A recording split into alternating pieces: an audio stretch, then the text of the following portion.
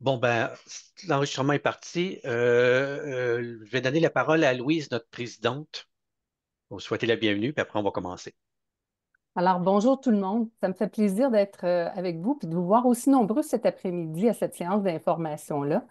En fait, pour les gens qui n'ont jamais participé aux activités de la DOCAR, bienvenue. Pour les anciens, ben, re-bienvenue.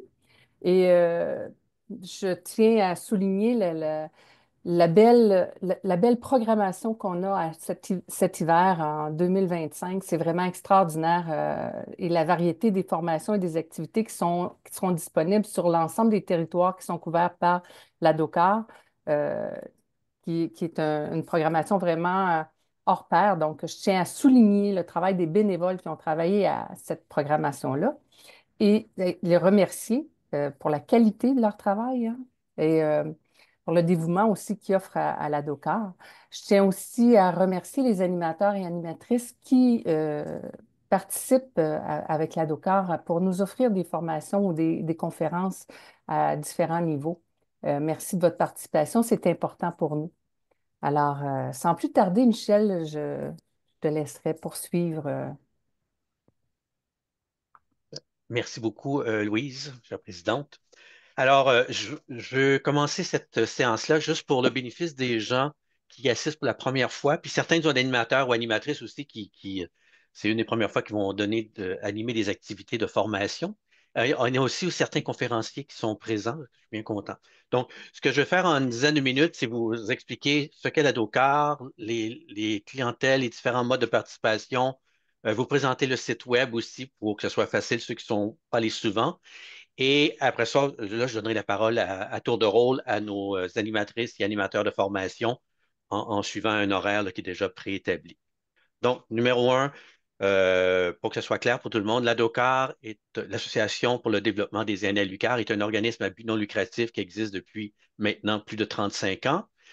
Euh, par contre, on a le nom UQAR dans notre anagramme parce que l'université, c'est notre principal partenaire depuis les tout débuts en termes de services, des réductions au niveau des coûts lorsqu'on fait des activités sur le campus et ailleurs, et un local aussi en ville à Rimouski, ce qui n'est pas toujours évident là, à avoir.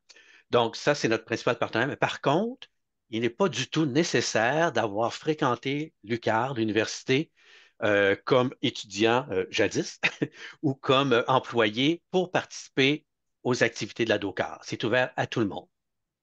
Ceci étant dit, la DOCAR offre deux types d'activités. Il y a vraiment des activités de formation, donc des cours. On les appelle formation dans notre jargon juste pour dire parce qu'il n'y a pas d'évaluation. Ce ne sont pas des cours crédités. Vous vous embarquez dans un cours, vous vous inscrivez à une formation quelconque parce que ça vous tente, parce que vous voulez apprendre, continuer à apprendre, parce que vous voulez avoir du plaisir aussi. D'accord? Donc ça, ce sont pour les formations, c'est ouvert à tout le monde. Par contre, si vous êtes membre de la DOCAR ou si vous êtes membre d'un des 10 organismes partenaires, que ce soit les clubs de la FADOC, Boston-Gaspésie, les clubs du Carrefour 50, plus, les retraités de l'enseignement, au niveau de tout ce qui est santé, etc. Là, on a une dizaine d'ententes. Vous avez droit, lorsque vous vous inscrivez à une formation, à une réduction de 10 $ par activité. Fait que ça, c'est les formations. L'autre volet, je pense que je vais vous faire, bon, je vous partage l'écran peut-être tout à l'heure. L'autre volet, ce sont des conférences et des visites. Donc, les formations, elles, peuvent être d'une journée, une rencontre de 2 heures, notamment en informatique, assez souvent, puis d'autres volets. Mais ça peut aller jusqu'à 10 semaines, 10 fois 2 heures, notamment les cours de langue. Du côté des conférences et des visites, qui est l'autre volet d'activité que l'on offre, c'est généralement une seule rencontre, en moyenne 2 heures. Et ces conférences et ces visites-là sont majoritairement réservées aux membres de la DOCAR, à une ou deux exceptions près, ben, comme aujourd'hui. Alors, être membre de la DOCAR, c'est 20 $ par année, 20 $ pour 2 sessions consécutives. Alors, si vous participez à un certain nombre, 5 conférences par session, ça va faire 10 conférences, 2 $ par conférence, hyper intéressante, qui dure en moyenne 2 heures. Donc, formation ouverte à tous et à toutes. Réduction si vous êtes membre de la DOCAR ou un des organismes partenaires. Alors, conférences et visites, plutôt réservées aux membres de la DOCAR, au coût de 20 $ pour une année complète. Donc, ça, c'est la première chose. La deuxième, il y a trois modes de participation maintenant parce que ça évolue évidemment avec le temps, comme tout le monde, là, avant la pandémie, pendant et après la pandémie. Donc, il y a des activités qui se donnent sur Zoom, comme aujourd'hui. Il y a des activités qui se déroulent en présence à certains endroits, que ce soit formation, conférence ou visite. Et de plus en plus, ce qu'on est en train d'adopter, c'est ce que nous, dans notre jargon, on appelle comodal, mais on utilise aussi le mot hybride, ou il y a peut-être d'autres termes qui existent. L'idée, c'est que les gens sont invités à se réunir dans un endroit physique, que ce soit Rimouski, Rivière-du-Loup ou des fois Gaspé ou Grande-Rivière pour cette session, mais également les gens qui sont à l'extérieur peuvent se brancher par Zoom. Donc, on a un petit peu comme le meilleur des deux mondes. On a d'ailleurs acheté de l'équipement quand on n'est pas capable d'avoir des locaux dans les maisons d'enseignement, elles sont assez souvent, toutes les classes sont bien équipées, mais à ce moment-là, on a de l'équipement mobile qu'on amène dans des centres communautaires, dans les maisons de la culture, etc., pour permettre aux gens à l'extérieur de se brancher. Donc, trois modes de participation possibles. Ça fait partie des informations qui sont disponibles quand vous voulez avoir plus d'informations sur une activité donnée. Donc, en présence, sur Zoom ou comodal, qui veut dire en présence et simultanément sur Zoom. Donc, ça fait partie des trois modes de participation. On a déjà eu des questions depuis qu'on a lancé la programmation à l'effet comment se fait-il qu'il n'y a pas beaucoup, pour les activités qui sont en présence ou en comodal, comment se fait-il qu'il n'y a pas beaucoup de locaux de confirmés? Puis la bonne raison, tout simplement, c'est que il serait impossible de tenir toutes nos activités, celles de Rimouski en passant, que je veux surtout mentionner, il serait impossible de tenir toutes nos activités en présence à l'UQAR sur le campus parce que ils sont pleins. Euh, donc, à ce moment-là, puis évidemment, la priorité va aux activités d'enseignement régulier. Et après ça, s'il y a de la place, ben là, on peut essayer d'avoir, nous, des locaux à la DOCA. Donc, c'est pour ça qu'on se promène de plus en plus dans les centres communautaires de la ville ou dans d'autres locaux. Dans le cas de Rivière-du-Loup, ben, on travaille des fois à l'occasion, on va dans le local de la FADOC. Ce qui est le cas aussi à Rimouski maintenant, là, qui est nouveau, c'est une nouvelle possibilité. Mais aussi, on va être à la Maison de la Culture, etc. Donc, soyez pas ayez pas crainte, on va trouver tous les locaux, mais ça se fait, c'est comme manger un éléphant, c'est une bouchée à la fois, dans le contexte. Et l'autre chose que je peux vous dire aussi, on a une offre, en passant, si vous connaissez du monde qui sont dans des résidences pour personnes âgées ou qui sont dans des organismes communautaires, euh, on a aussi une offre qui fait en sorte que pour un montant fixe donné, payé par l'organisme ou la résidence, les résidents, les personnes peuvent participer aux conférences et aux visites. C'est un forfait spécial pour permettre aux gens, en général un peu plus âgés, d'avoir de rajouter à leur programmation. Fait que si jamais vous avez des demandes, vous connaissez quelqu'un, vous les référez à la DOCAR, puis ça va nous faire plaisir de leur répondre. En passant, la meilleure façon d'être au courant de ce qui se passe, c'est d'aller sur notre site web. Je vais juste partager l'écran dans un instant pour vous montrer, mais essayez de vous abonner à l'infolette si ce n'est pas déjà fait. L'infolette sort à peu près aux 2 semaines avec les activités qui s'en viennent pour la période qui va suivre. Et on fait aussi maintenant un rappel entre les deux infolettes principales. On fait un petit rappel en disant, hey, cette semaine, il y a telle activité, n'oubliez pas. Puis là, on vous donne les liens nécessaires là, pour ça. Donc, c'est sûr que si vous êtes déjà inscrit à une activité, on vous a rajouté à la liste d'envoi, mais si ce n'est pas encore fait, meilleure affaire. Alors, si vous permettez, je vais juste faire un petit partage d'écran. Je vais fermer ça ici. Donc, on va faire une visite Reader's Digest du site web, juste pour que ça soit assez, montrer les principales sections. Puis après ça, là, je donnerai la parole. Je vais vous résumer aussi en même temps, je vais en profiter pour résumer les conférences. Puis après, je donnerai la parole à nos animatrices et animateurs de formation. Donc là, normalement, vous devriez voir la page d'accueil du site web. L'adresse est bien simple, c'est vraiment adocar, adauqar.ca. Sur la page d'accueil, vous avez donc ce qu'on peut appeler les nouvelles. Donc, évidemment, tout ce qui a rapport à la programmation. Soit dit en passant, je vais juste attirer votre attention ici. C'est marqué version 17 janvier. Donc, à chaque fois qu'on va sortir une nouvelle version, autrement dit, à chaque fois qu'on va avoir surtout des confirmations de locaux, il est possible qu'il y ait une ou deux conférences supplémentaires qui se rajoutent, ou il y en a une pour laquelle on n'a pas encore les dates. Donc, des fois, si vous êtes habitué à venir sur le site, vous regarderez la version pour voir s'il y a une nouvelle qui est sortie. Quand vous voulez, oh, pardon, si vous voulez consulter que les formations, vous n'avez pas d'intérêt pour les conférences, mais les formations vous intéressent, soit vous cliquez ici, où est ma souris, ou en haut, ici, vous avez le menu principal qui est formation. on va aller dans la liste des formations. Et là, vous les avez toutes par volet.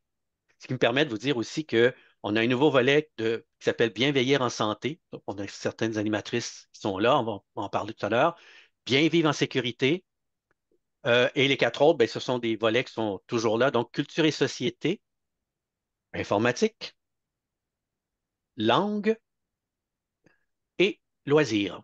Donc, ça, c'est ça les formations. Mais comme je vous disais il y a un instant, ouvert à tous, activités payantes. Si vous êtes membre de la DOCAR ou d'un des organismes partenaires, 10 de réduction à chaque activité. En parlant des organismes partenaires, pardon, on va aller dans votre association partenaire. Alors, si vous avez un doute en disant, ben, est-ce que l'organisme auquel je fais partie est là-dedans, je suis allé dans votre association, j'ai choisi partenaire, et là, vous allez avoir la liste des 10 organismes. Puis on essaie de faire euh, d'autres partenariats pour augmenter le nombre de personnes qui vont être au courant de ce qui se passe. Donc, ça, c'est partenaire. Et l'autre volet, ah oui, puis une fois que vous choisissez, si j'en prends une au hasard, prévention des chutes, exemple, ça vous intéresse, vous voulez savoir plus d'informations, vous cliquez sur le bouton détail tout simplement. Et là, vous arrivez dans la page de l'activité en question. Il y a donc la description, toutes les pages sont pareilles. Description de l'activité, la photo de l'animatrice, de l'animateur, une petite biographie. Il peut avoir à l'occasion des vidéos. Donc, tout à l'heure, pour les animateurs, animatrices qui sont absents, je vais utiliser ceux qui en ont, leur enregistrement. Et en bas, vous avez tous les détails. Donc, le mode, comment on y participe, la date, est-ce que c'est plusieurs rencontres, est-ce que c'est une seule, le local à déterminer, le coût. Et après ça, une fois que vous avez choisi, vous allez simplement cliquer sur le formulaire d'inscription et vous allez arriver sur le formulaire d'inscription. Vous devez compléter tous les champs pertinents, nécessaires. Donc, ça, c'est conférence. Puis là, conférence et visite, même principe. Donc, je suis allé dans conférences et visites, liste des conférences et visites. Alors, présentement, cette session, il y a 2 activités gratuites aujourd'hui, donc ouvertes à tous. Et il va y en avoir une autre, on appelle la conférence des jardins parce que c'est un partenariat qu'on a avec les caisses du Bas-Saint-Laurent. Donc, ça va être une formation, ça dure 2 heures environ, 1 heure et demie, 2 heures, qui s'intitule S'initier à accéder avec une des conseillères d'une des caisses.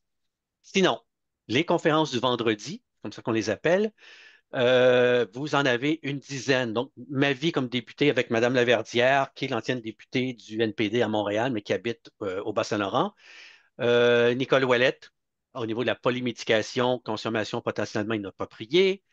Mme Laverdière, que je salue parce que je l'ai vu apparaître tout à l'heure. Les routes d'André, 20 ans de camionnage avec M. Blouin, qui est aussi parmi nous aujourd'hui. Donc, c'est quoi la vie de camionneur quand on se promène à travers les Amériques? Puis, c'est quoi la réalité? Euh, L'autre, c'est pas du népotisme parce que c'est pas moi qui ai eu l'idée, mais c'est ma fille qui habite en Australie depuis quelques années. Donc, c'est quoi la vie d'un expatrié? Alors, si vous avez des jeunes dans votre famille qui pensent à partir à peu importe l'endroit sur la planète, ça peut être une conférence qui va être intéressante à cet effet-là. Desjardins, une conférence avec M. Tremblay sur l'humour québécois, la critique sociale. Une autre sur la particularité de la vie familiale dans une station de phare. M. Lindsay a habité, ben, il y en a plusieurs qui connaissent évidemment Colombe-Saint-Pierre qui a habité dans le phare sur l'île Biquette au large du Parc-du-Vic. Mais M. Lindsay, sa famille, à lui, c'est ceux qui ont habité ou c'est celle qui a habité le phare de l'île Verte. On va aussi avoir pour une des rares fois, une ciné-conférence. Donc, c'est le documentaire Jacques Parizeau et son pays imaginé avec M. Roy, qui est le co-réalisateur. Donc, ça va se dérouler sur Zoom dans les faits. M. Roy va être aussi sur Zoom, mais je vais juste passer le mot pour les gens qui habitent à Rivière-du-Loup. Vous allez aussi être invités à, si ça vous tente, à vous présenter à la Maison de la Culture pour être ensemble au lieu de rester chez vous. Donc, être ensemble à la Maison de la Culture pour participer à cette activité-là. Un peu plus tard, on va faire une excursion dans le roman des femmes du 21e siècle avec Catherine Gosselin. Monsieur Latarte va aussi nous parler de Hergé et Tintin, que tout le monde connaît pour les avoir invités à souper chez vous. Et sinon, il y a Monsieur Cloutier, où là, on va revenir un petit peu dans le passé parce qu'on va parler de nos découvertes, nos origines lointaines il y a 350 millions d'années, 375, pardon, donc c'est la paléontologie. Là encore, il est possible que, ça va se régler, mais Ça va être en présence à Rimouski, donc dans une salle donnée. Ça va être sur Zoom également. Et pour Rivière-du-Loup, on va vous offrir aussi de vous réunir à la Maison de la Culture. Mais tout ça, ça va être dans l'infolettre, qui est le meilleur endroit, ou plus détaillé plus tard sur le site Web. Et quant aux visites, 3 visites de prévues cet hiver, ce printemps. Donc, il y en a deux, il nous reste encore des dates à confirmer. Mais la première, c'est à Grande-Rivière. Mérinov, c'est un centre de transfert, un centre collégial de transfert technologique au niveau des pêches sciences de la mer. Alors, il y a un nouveau bâtiment qui s'appelle le Hub d'innovation, tout beau, tout chaud. Donc, ça va être une première visite. Ça va être une visite privée pour les membres de la DOCAR et non pas une porte ouverte au grand public. Deuxièmement, il va y avoir la tournée commentée des sculptures de Roger Langevin, donc les sculpteurs qu'on connaît tous, anciens professeurs à l'université. Alors, on va aller faire le tour avec une visite guidée qui va durer une bonne partie de la journée avec le repas prévu. Et finalement, l'autre grosse visite, il reste à attacher bien des ficelles là-dedans, mais on l'inscrit tout de suite. C'est en partant du Bas-Saint-Laurent, donc avec un autocar qui prendrait les gens à partir de la Pocatière, Rivière-du-Loup, le long du chemin, Rimouski. On descendrait jusqu'au Parc national de Miguacha à Nouvelle, dans la baie des Chaleurs, plus d'autres visites. Ce serait une sortie de 2 jours, qui est relativement rare, en tout cas qui n'a pas été faite depuis évidemment la pandémie. Donc ça, c'est ce qui en est pour visites et conférences. Je reviens vous voir. Essentiellement, c'est ça. Je ne sais pas s'il y a des. Ah, puis ben là, j'ai pas arrêté mon partage d'écran. Si vous n'êtes pas encore inscrit à l'infolette, descendez en bas de la page, n'importe quelle page, vous allez avoir un bandeau vert, vous mettez votre prénom, nom, courriel, puis vous êtes inscrit. Fait que ça va. Est-ce qu'il y a des questions à ce moment-ci? Ou je vais être prêt à passer la parole à nos invités? Ça va? D'accord. Donc, vous pouvez soit lever la main si vous êtes habitué sur Zoom. Donc, à ce moment-là, je vais voir votre image qui va apparaître en première en haut à gauche. Puis, vous pourrez vous accorder la parole. Sinon, vous pouvez aussi utiliser le clavardage, le chat qui est disponible. Alors, sur ce, c'est fait. On va donc commencer les présentations des formations. On va commencer avec le bloc loisirs, le volet loisirs. Alors, je vais revenir à la bonne page juste pour m'aider moi-même.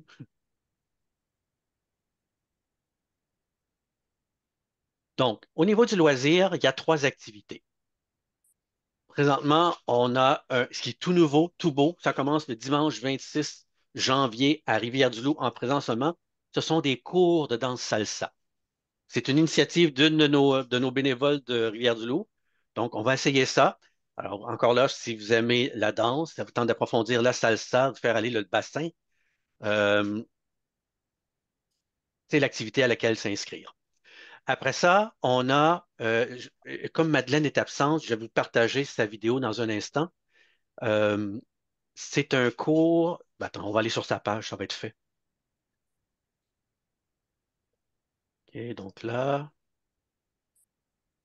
ce que je vais vous présenter, vous allez voir l'écran dans un instant. OK. Donc, encore une fois, je suis allé dans la page liste des formations.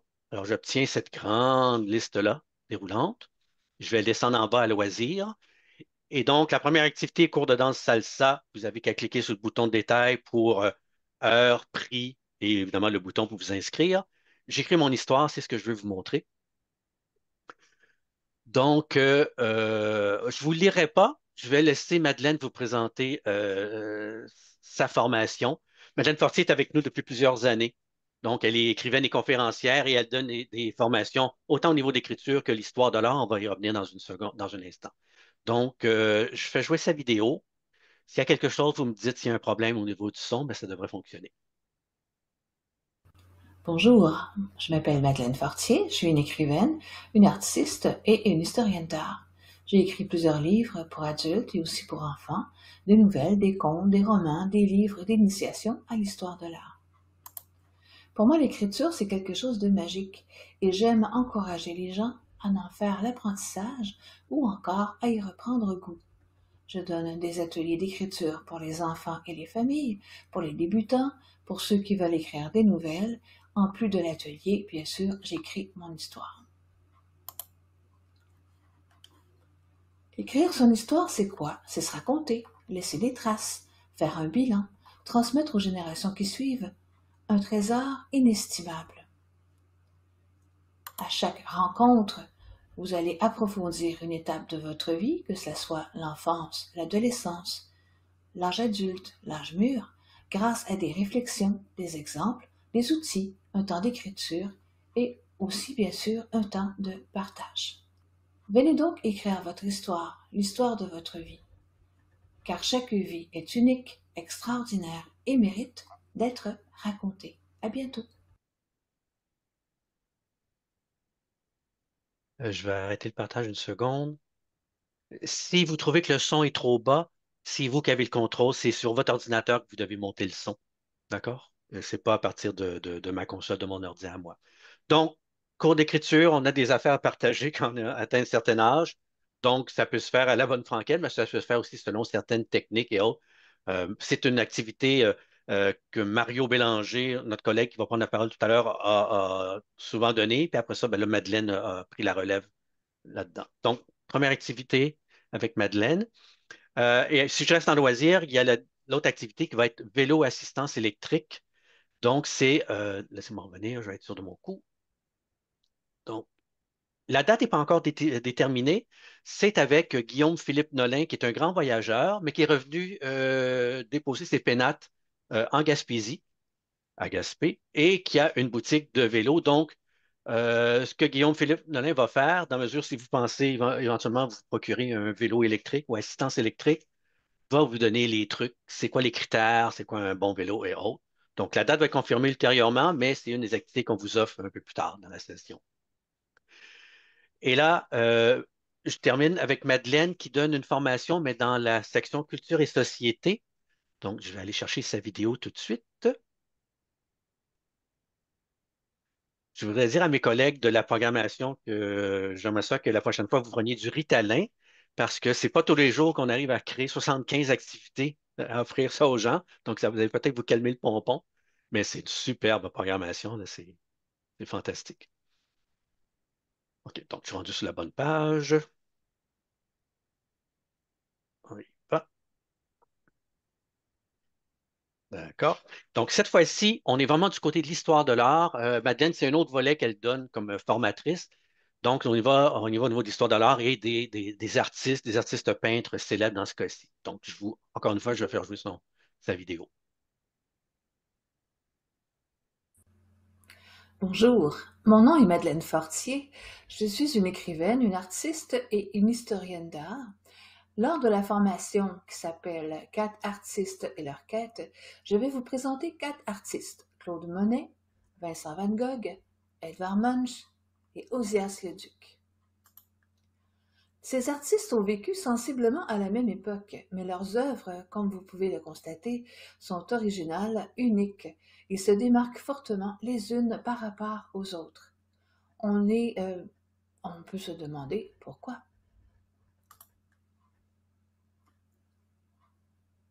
C'est ce à quoi nous allons tenter de répondre, cette question. Pourquoi ils sont si différents alors qu'ils sont à peu près de la même époque? On va donc interroger leur contexte, leur vie familiale et personnelle, leurs œuvres et aussi leurs quêtes. Alors voici ici les quêtes différentes de chacun. Claude Monet, c'est la recherche de la lumière et des impressions. Vincent Van Gogh, c'est l'obsession de la couleur et des sensations. Edvard Munch, c'est le peintre des émotions. Et pour Ozias Leduc, c'est vraiment toute sa vie consacrée au rêve de la beauté. Pour cela, nous allons utiliser trois méthodes pour approcher les œuvres d'art, soit la sociologie de l'art, mais surtout la psychologie de l'art et les émotions ressenties. Accompagnez-moi donc dans cette aventure qui vous permettra de mieux connaître ces artistes, leurs œuvres et leur contexte. Alors, à bientôt! Merci beaucoup, Madeleine. Alors, ça fait le tour de loisirs. Euh, Attendez que j'arrête le partage, vérifier. Pardon, vérifier. Est-ce qu'il y a quelqu'un qui a des questions par rapport à vélo assistance électrique, cours de danse salsa et j'écris mon histoire? On continue. Mon Dieu, si mes étudiants, mes participants étaient toujours comme ça dans mon cours. Alors, donc ça fait le tour pour loisirs. Puis on a abordé culture et société, mais on va y revenir dans un instant. Euh, Prochain volet, qui est donc un des nouveaux volets, Bien vieillir en santé, pardon, qui a été concocté là, par encore là, toujours nos bénévoles à la programmation.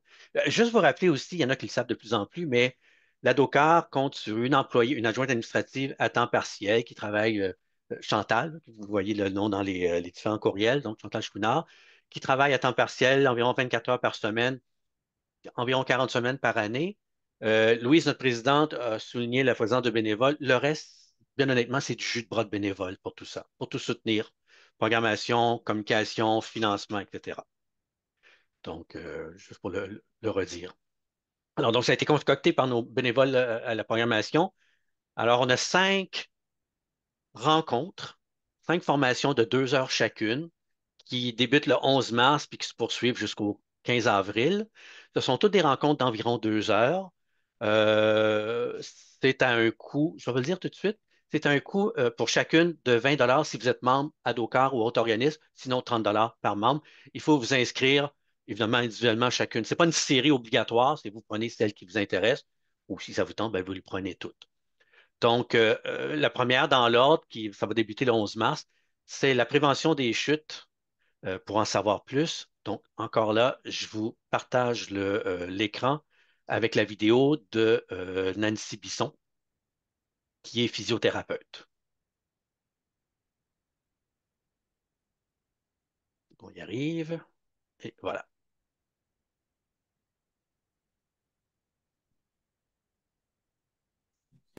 Bonjour, je m'appelle Nancy Bisson, je suis physiothérapeute depuis plus de 28 ans. Je travaille principalement en privé, en musculo-squelettique, mais je me suis spécialisée avec les aiguilles sèches, entre autres, et en thérapie manuelle. Donc, j'ai mon fellow dans ce domaine-là, ce qui veut dire que je peux faire craquer un peu comme les chiro le font. Je suis aussi éducatrice physique. J'ai travaillé seulement pendant qu'un an. Mais tout ça pour dire que c'est la prévention qui est vraiment au cœur de mes préoccupations. On m'a demandé de vous faire une présentation sur la prévention des chutes. Donc, mon sujet va aborder tout ce qui peut amener à causer les chutes et qui n'a pas déjà chuté d'abord. Et en vieillissant, malheureusement, notre corps change et les conséquences sont un petit peu plus graves. Donc, on va parler des causes, comment éviter les chutes, comment diminuer les risques de chute en travaillant sur notre environnement, mais principalement aussi, je vais me garder une partie pour parler d'exercices musculaires pour que le corps suive nos mouvements et tout ça afin d'éviter des blessures graves parce que les chutes peuvent amener à des blessures vraiment importantes comme des fractures ou même des décès ou des paralysies. Donc, c'est ça, c'est ce qu'on va parler ensemble. J'ai très hâte de vous voir et de vous faire pratiquer aussi ces exercices-là. À bientôt. Oh, et voilà. Je crois qu'il y a une main levée. Je vais arrêter le partage d'écran. Oui, monsieur ou madame utilisateur, vous avez une question? Et votre micro est fermé.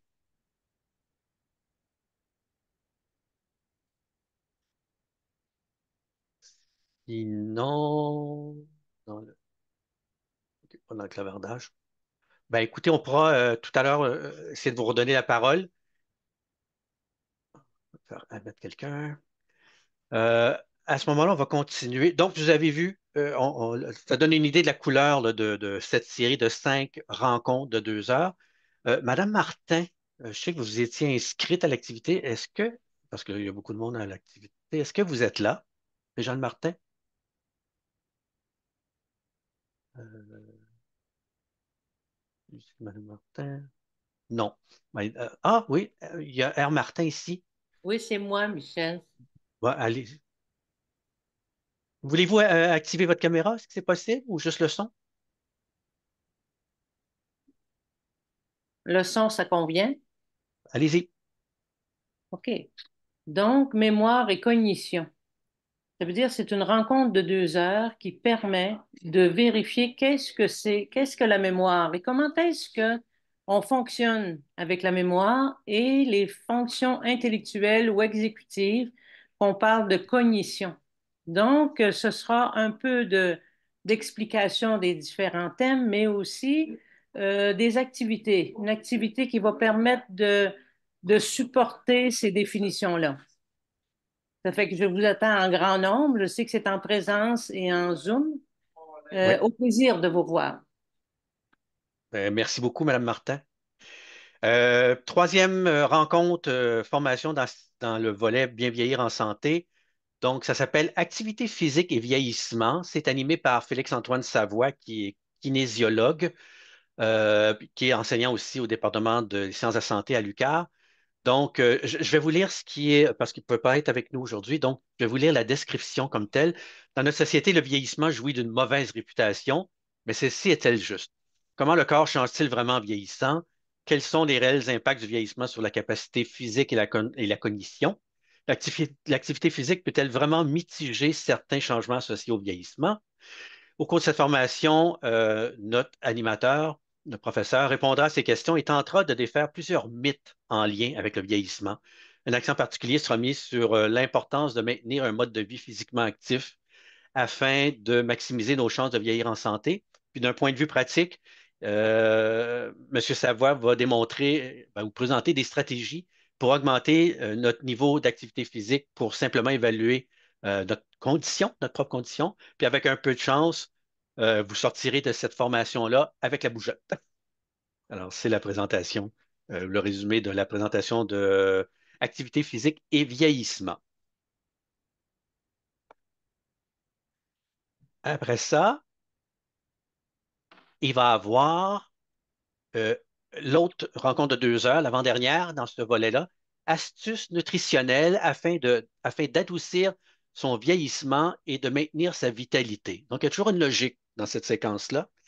Alors, la présentation vise à aborder, c'est Christine Desjardins, nutritionniste qui travaille au CIS, et Avril Gagné, qui est aussi nutritionniste, qui est à son compte, travailleuse autonome. Donc, les deux, une paire.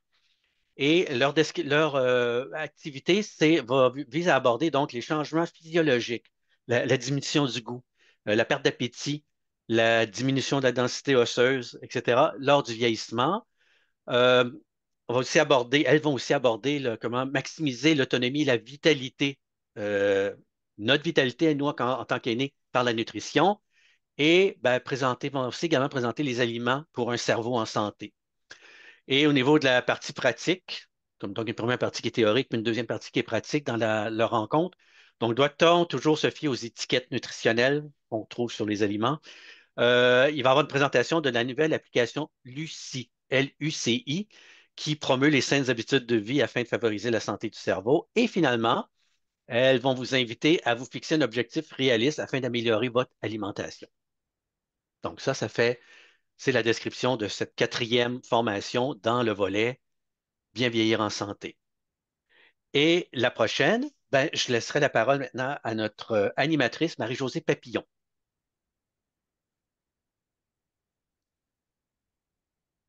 Marie-Josée, que je t'ai vue tout à l'heure. Ah, ton micro. Oui, Oui, excuse-moi. il n'y a pas de quoi. Ça va me faire plaisir d'être avec vous pour terminer le volet santé, pour faire certains liens entre le vieillissement et les changements biologiques qui sont liés à ce phénomène-là et l'impact que ça a sur l'usage des médicaments. Alors, on va parler des changements métaboliques qui surviennent avec le vieillissement, qui modifient le parcours du médicament dans le corps. Alors, comment le vieillissement impacte l'absorption, le métabolisme, la distribution puis l'élimination des médicaments dans le corps, ce qui va nous amener à discuter des ajustements qui sont nécessaires. Pourquoi une molécule qui nous va très bien à 40 ans peut peut-être moins bien convenir à la même dose un peu plus tard dans la vie. Alors, comment on doit ajuster ça? On va aussi présenter certaines classes de médicaments qui causent problème lorsque l'on vieillit. Il y a des grilles qui ont été établies par des gériatres puis des scientifiques pour nous guider dans l'analyse de ces médicaments-là. On va essayer de faire le lien avec des présentations antérieures à la session avec les médicaments et les chutes, parce qu'il y a des liens à faire.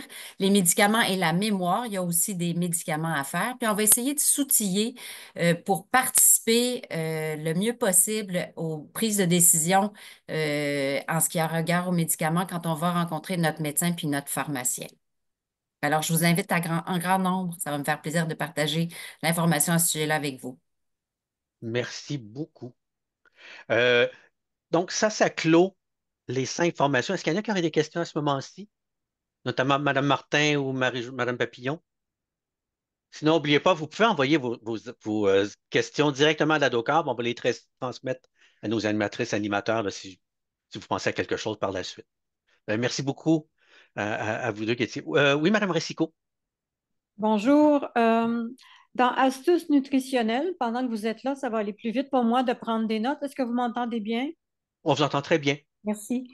Quelle est la date, finalement, quand ça nous est présenté comme ça, des fois, ça peut nous donner le goût de suivre la formation. Quelle est la date pour ce cours-là? Ça va avoir lieu le mardi 8 avril à 13h30. C'est donc une D'accord. seule rencontre de 2 heures. 8 Et avril, à quelle heure? À quelle heure? 13h30. Merci, OK. OK? C'est autant en présence si vous êtes à Rimouski que sur Zoom, mais le local à Rimouski, devrait pouvoir le confirmer la semaine prochaine. D'accord. Merci. Merci, ça me fait plaisir. Donc, on va revenir. Prochaine catégorie, prochain volet de formation. Là, on parle de 3 activités sous le même chapeau. Ça s'appelle Bien vivre en sécurité. Donc, dans tout le contexte que ça brasse et qu'il y a beaucoup d'arnaques et autres, on a 2 animatrices et un animateur qui vont aborder ce sujet-là, vous présenter. Donc, en premier lieu, j'inviterai la première activité s'appelle Introduction aux fausses nouvelles, viralité et impact. Alors, j'inviterai Joanne Fournier à prendre la parole. Oui, bonjour tout le monde. Oui, Joanne Fournier, je suis journaliste photographe indépendante. Je suis correspondante pour le quotidien Le Soleil depuis bientôt 17 ans. J'ai un tout petit territoire là, qui s'étend à peu près de la Pocatière jusqu'à Sainte-Madeleine, la rivière-Madeleine. Même des fois, je déborde jusqu'à Petite-Vallée, Grande-Vallée, etc. Je couvre également les îles de la Madeleine pour Le Soleil. Euh, j'ai écrit également pour 3 autres journaux à peu près dans le même territoire, là. Je couvre à peu près le même territoire pour Le Soleil, donc le Bas-Saint-Laurent, la Haute-Gaspésie, les îles, pour la terre de chez nous, Pêche Impact et Graphici, qui est un journal indépendant qui rentre dans tous les foyers de la Gaspésie, la région administrative de la Gaspésie. Alors, je couvre le côté nord là, pour eux, d'où je suis native. Je suis native de Saint-Anne-des-Monts. Je suis également, ça c'est du bénévolat, je suis également présidente de la Fédération professionnelle des journalistes du Québec pour l'Est du Québec. Et je suis membre aussi de l'Association des journalistes indépendants du Québec et membre du comité organisateur et du conseil d'administration du Festival international du journalisme de Carleton-sur-Mer. Donc, la formation que je vais donner, évidemment, c'est pas pour parler de moi, mais c'est pour me présenter. Ça s'appelle 30 secondes, hashtag 30 secondes avant d'y croire. Donc, c'est le temps, finalement, c'est pas plus compliqué que ça, c'est le temps normalement qu'on devrait prendre avant de croire à quelque chose qu'on voit sur les réseaux sociaux, sur Internet, sur YouTube, etc., sur les différentes plateformes. Alors, la formation a pour but de vous donner des trucs, justement, pour ne pas tomber dans le panneau des fausses nouvelles.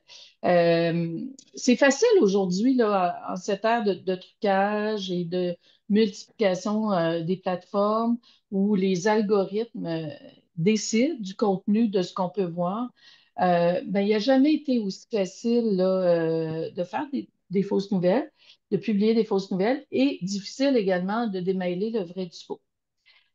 La formation 30 secondes avant d'y croire, elle est offerte par le Centre québécois d'éducation aux médias et à l'information, euh, pour lequel je suis journaliste formatrice. Je suis la seule accréditée en passant dans l'Est du Québec pour donner ces formations-là.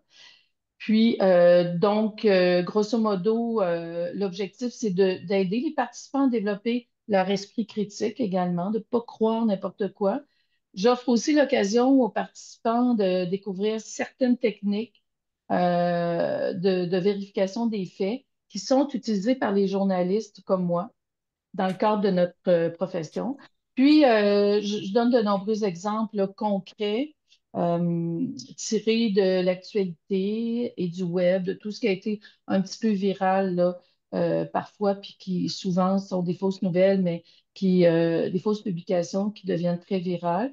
Alors, puis c'est aussi l'occasion de rencontrer une journaliste professionnelle, de pouvoir poser toutes les questions que vous voulez, d'en apprendre davantage sur le métier. Et on a un ajout maintenant, évidemment, c'est un incontournable sur l'intelligence artificielle. Alors voilà, je vous donne rendez-vous le 17 février, 13h30. Alors, vous serez les bienvenus. Merci beaucoup, Joanne. Et dans une suite logique de ce que Mme Fournier vient de dire, là, je vais refaire mon partage d'écran. La prochaine activité dans ce volet-là, donc bien vivre en sécurité, pardon, s'appelle, parce que tu l'as mentionné, décrypter la fraude.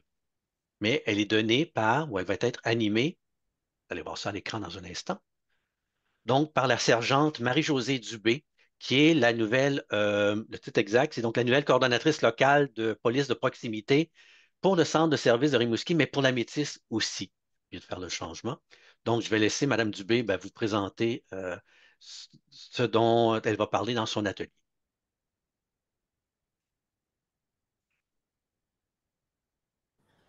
Bonjour tout le monde, je me présente la sergente Marie-Josée Dubé, coordonnatrice locale de police de proximité pour le centre de service de Rimouski et la Métis. Ça me fait plaisir de vous rencontrer aujourd'hui puisque, dans le fond, je suis la nouvelle sergente aux relations communautaires et ça va me faire plaisir d'aller vous rencontrer pour vous parler de la fraude. La fraude étant un phénomène très actuel qu'on voit à tous les jours, qu'on entend parler. Donc, j'ai décidé d'aller vous présenter Décrypter la fraude. Dans cette rencontre-là, qui va durer environ 60 minutes, on va comprendre tout d'abord l'évolution de la fraude. Ensuite de ça, on va discuter ensemble pour identifier des situations à risque. Je vais vous partager un cas de fraude et pour terminer notre rencontre, c'est sûr et certain que je vais vous parler des ressources et comment faire lorsque malheureusement on est victime de fraude. Ces rencontres-là, c'est très dynamique, c'est très convivial. J'aime beaucoup échanger avec les gens, voir comme c'est quelque chose qui est très commun dans la vie de tous les jours. On a chacun notre petite expérience avec soit des courriels frauduleux, des appels téléphoniques avec des gens qui nous menacent pour avoir de l'argent, de la crypto-monnaie, etc. Ben, j'aime entendre les histoires des gens, puis c'est une rencontre qui sert justement à ça. Je suis très ouverte, puis c'est une rencontre je ne suis pas toute seule à parler en avant, là. On va discuter ensemble lors de cette rencontre. Fait que ça va me faire plaisir de vous rencontrer. J'ai hâte de vous voir. Puis, bonne fin de journée. Merci. Alors, on va arrêter le partage. Super, ben merci. Donc, vous voyez, pas dire l'introduction, mais ce que Mme Fournier va aborder au niveau des fausses nouvelles, des volets qu'elle a soulevés, avec la sergente Dubé, on s'en va dans cet autre aspect-là de la fraude. Puis pour avoir des membres de la famille qui se sont fait arnaquer, c'est vraiment pas du tout joyeux, là. Et troisième présentation, Mme Fournier m'a mentionné le mot intelligence artificielle. La troisième présentation s'intitule, je veux juste aller chercher le texte exact pour la donner, c'est Introduction justement à l'intelligence artificielle, comprendre et explorer. Notre animateur, c'est le professeur Yassine Benhamed, qui est professeur en informatique au département de mathématiques, informatique et génie à l'UQAR. Alors, je vais vous lire la description de son activité parce que tout à l'heure, vous allez voir en informatique, on a une autre formation sur l'intelligence artificielle. Donc, pour bien comprendre la nuance entre les deux. Alors, dans ce cas-ci, donc, plonger dans le monde fascinant de l'intelligence artificielle, ou comme le disait IA Tremblay, la IA, donc IA, intelligence artificielle, lors de cet atelier interactif conçu pour les non-spécialistes. Donc, c'est pour nous, monsieur, madame, tout le monde. Nous démystifierons l'intelligence artificielle en expliquant ce qu'elle est, comment elle fonctionne et les implications qu'elle a dans nos vies quotidiennes. Donc, au lieu d'être un concept qui se promène quelque part dans un nuage, comment ça peut nous toucher? Pas comment ça peut, comment ça nous touche.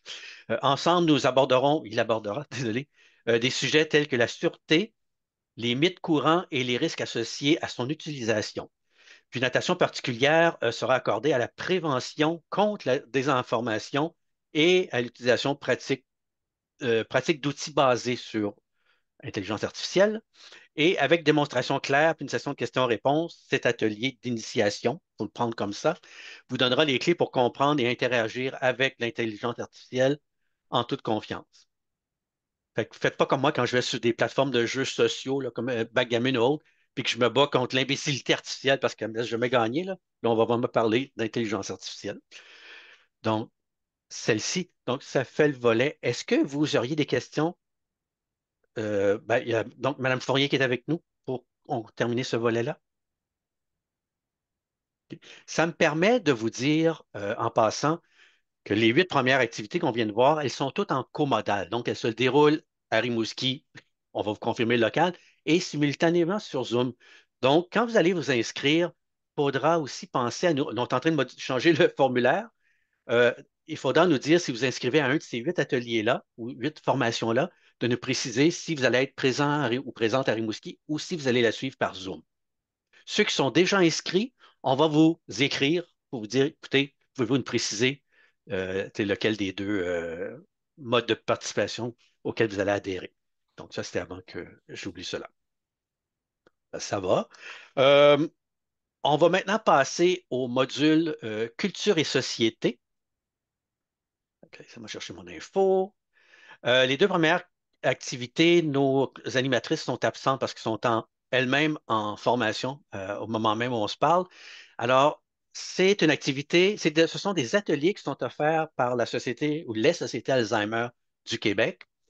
Alors, et ils viennent de développer une nouvelle série d'ateliers ou de modules, beaucoup basés aussi sur la proche aidance. Donc, comment les proches aidants font pour vivre avec un conjoint, un ami qui est atteint d'Alzheimer. Alors, le premier module s'appelle Proche aidance et la période suivant le diagnostic, donc comme le moment fatal où lorsqu'on apprend qu'un des partenaires est atteint ou quelqu'un dans notre famille. Et les animatrices seront Ariel Bouchard et Laurie Beaulé, qui sont toutes les deux à la Société Alzheimer du Bas-Saint-Laurent. Alors que le deuxième module s'intitule Proche aidance, parce que c'est ça le thème principal, et adaptation à domicile. Donc, une fois qu'on a comme absorbé la nouvelle, puis qu'on commence à contrôler un peu, qu'est-ce qu'on doit faire à la maison?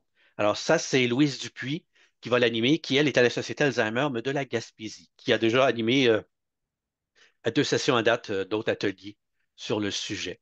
Donc, je vais vous lire quand même que ce soit clair. Le premier, proche aidance et période suivante diagnostic.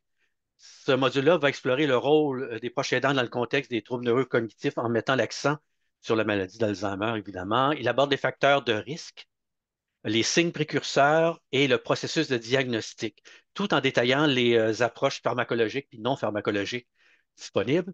Puis, une attention particulière est portée à l'approche centrée sur la personne, parce que s'il y en a qui ont déjà vécu, là, qui valorise la dignité et les besoins uniques des individus qui sont atteints. Puis le module examine aussi les défis de communication aux différents stades de la maladie, la planification de l'avenir et le concept de deuil blanc qui reflète l'évolution du rôle du proche aidant. Puis à travers discussion, activités pratiques, réflexion, ça va être le mode là, de participation à ce premier module-là. Quant au deuxième, cette fois-ci, c'est qu'une fois qu'on a eu le diagnostic, les personnes proches aidantes auront donc accompagné, le font déjà, leurs proches à leur domicile, tout en prenant en compte la dévolution de la maladie, évidemment. Donc, dans ce deuxième module de formation-là offert par les sociétés Alzheimer, il sera question d'évolution de la maladie, de l'aménagement de l'environnement de la personne vivant avec un trouble neurocognitif, ainsi que les différentes étapes dans la vie du proche, mais aussi la personne proche aidante. Les participants perfectionneront leur connaissance au niveau de l'approche centrée sur la personne de la communication. C'est un thème qui revient beaucoup. Et ils apprendront différentes stratégies à utiliser face à un comportement déroutant. Alors, dans les 2 cas, on parle de 2 formations qui durent, moi juste vérifier qui durent 5 semaines chacune. Donc, vous allez avoir encore les détails sur la page web de l'activité sur le site web, mais c'est ce qu'on vous offre, ce que nos partenaires de la Société d'Alzheimer vous offrent cette fois-ci. Prochain invité. On change le registre complètement, mais on reste à l'intérieur de la culture. Ah, j'entends une souris. Culture et société. Est-ce que vous entendez un double son? Je ne suis pas le seul. Je pense qu'on est vite s'inscrire à l'atelier vient de passer. Euh, Attendez, je vais arrêter mon micro, je vais le repartir au cas où. Là, est-ce que ça revient? Oui. Hmm. Attendez, je vais essayer quelque chose. Et là, est-ce que c'est toujours pareil? Oui, C'est malheureusement. fou. Ouais. Attendez, je vais voir s'il y a quelqu'un qui a son micro ouvert au cas où. Ça Non, nous amène ça a à l'air la bien. page de M. Beaulieu. Pardon? Ah oui, chose Stéphane, ça c'est normal. Bon, ben, je vais arrêter de parler comme une souris, puis je vais laisser la parole à Stéphane Beaulieu, qui est notre animateur de cinéma comique américain.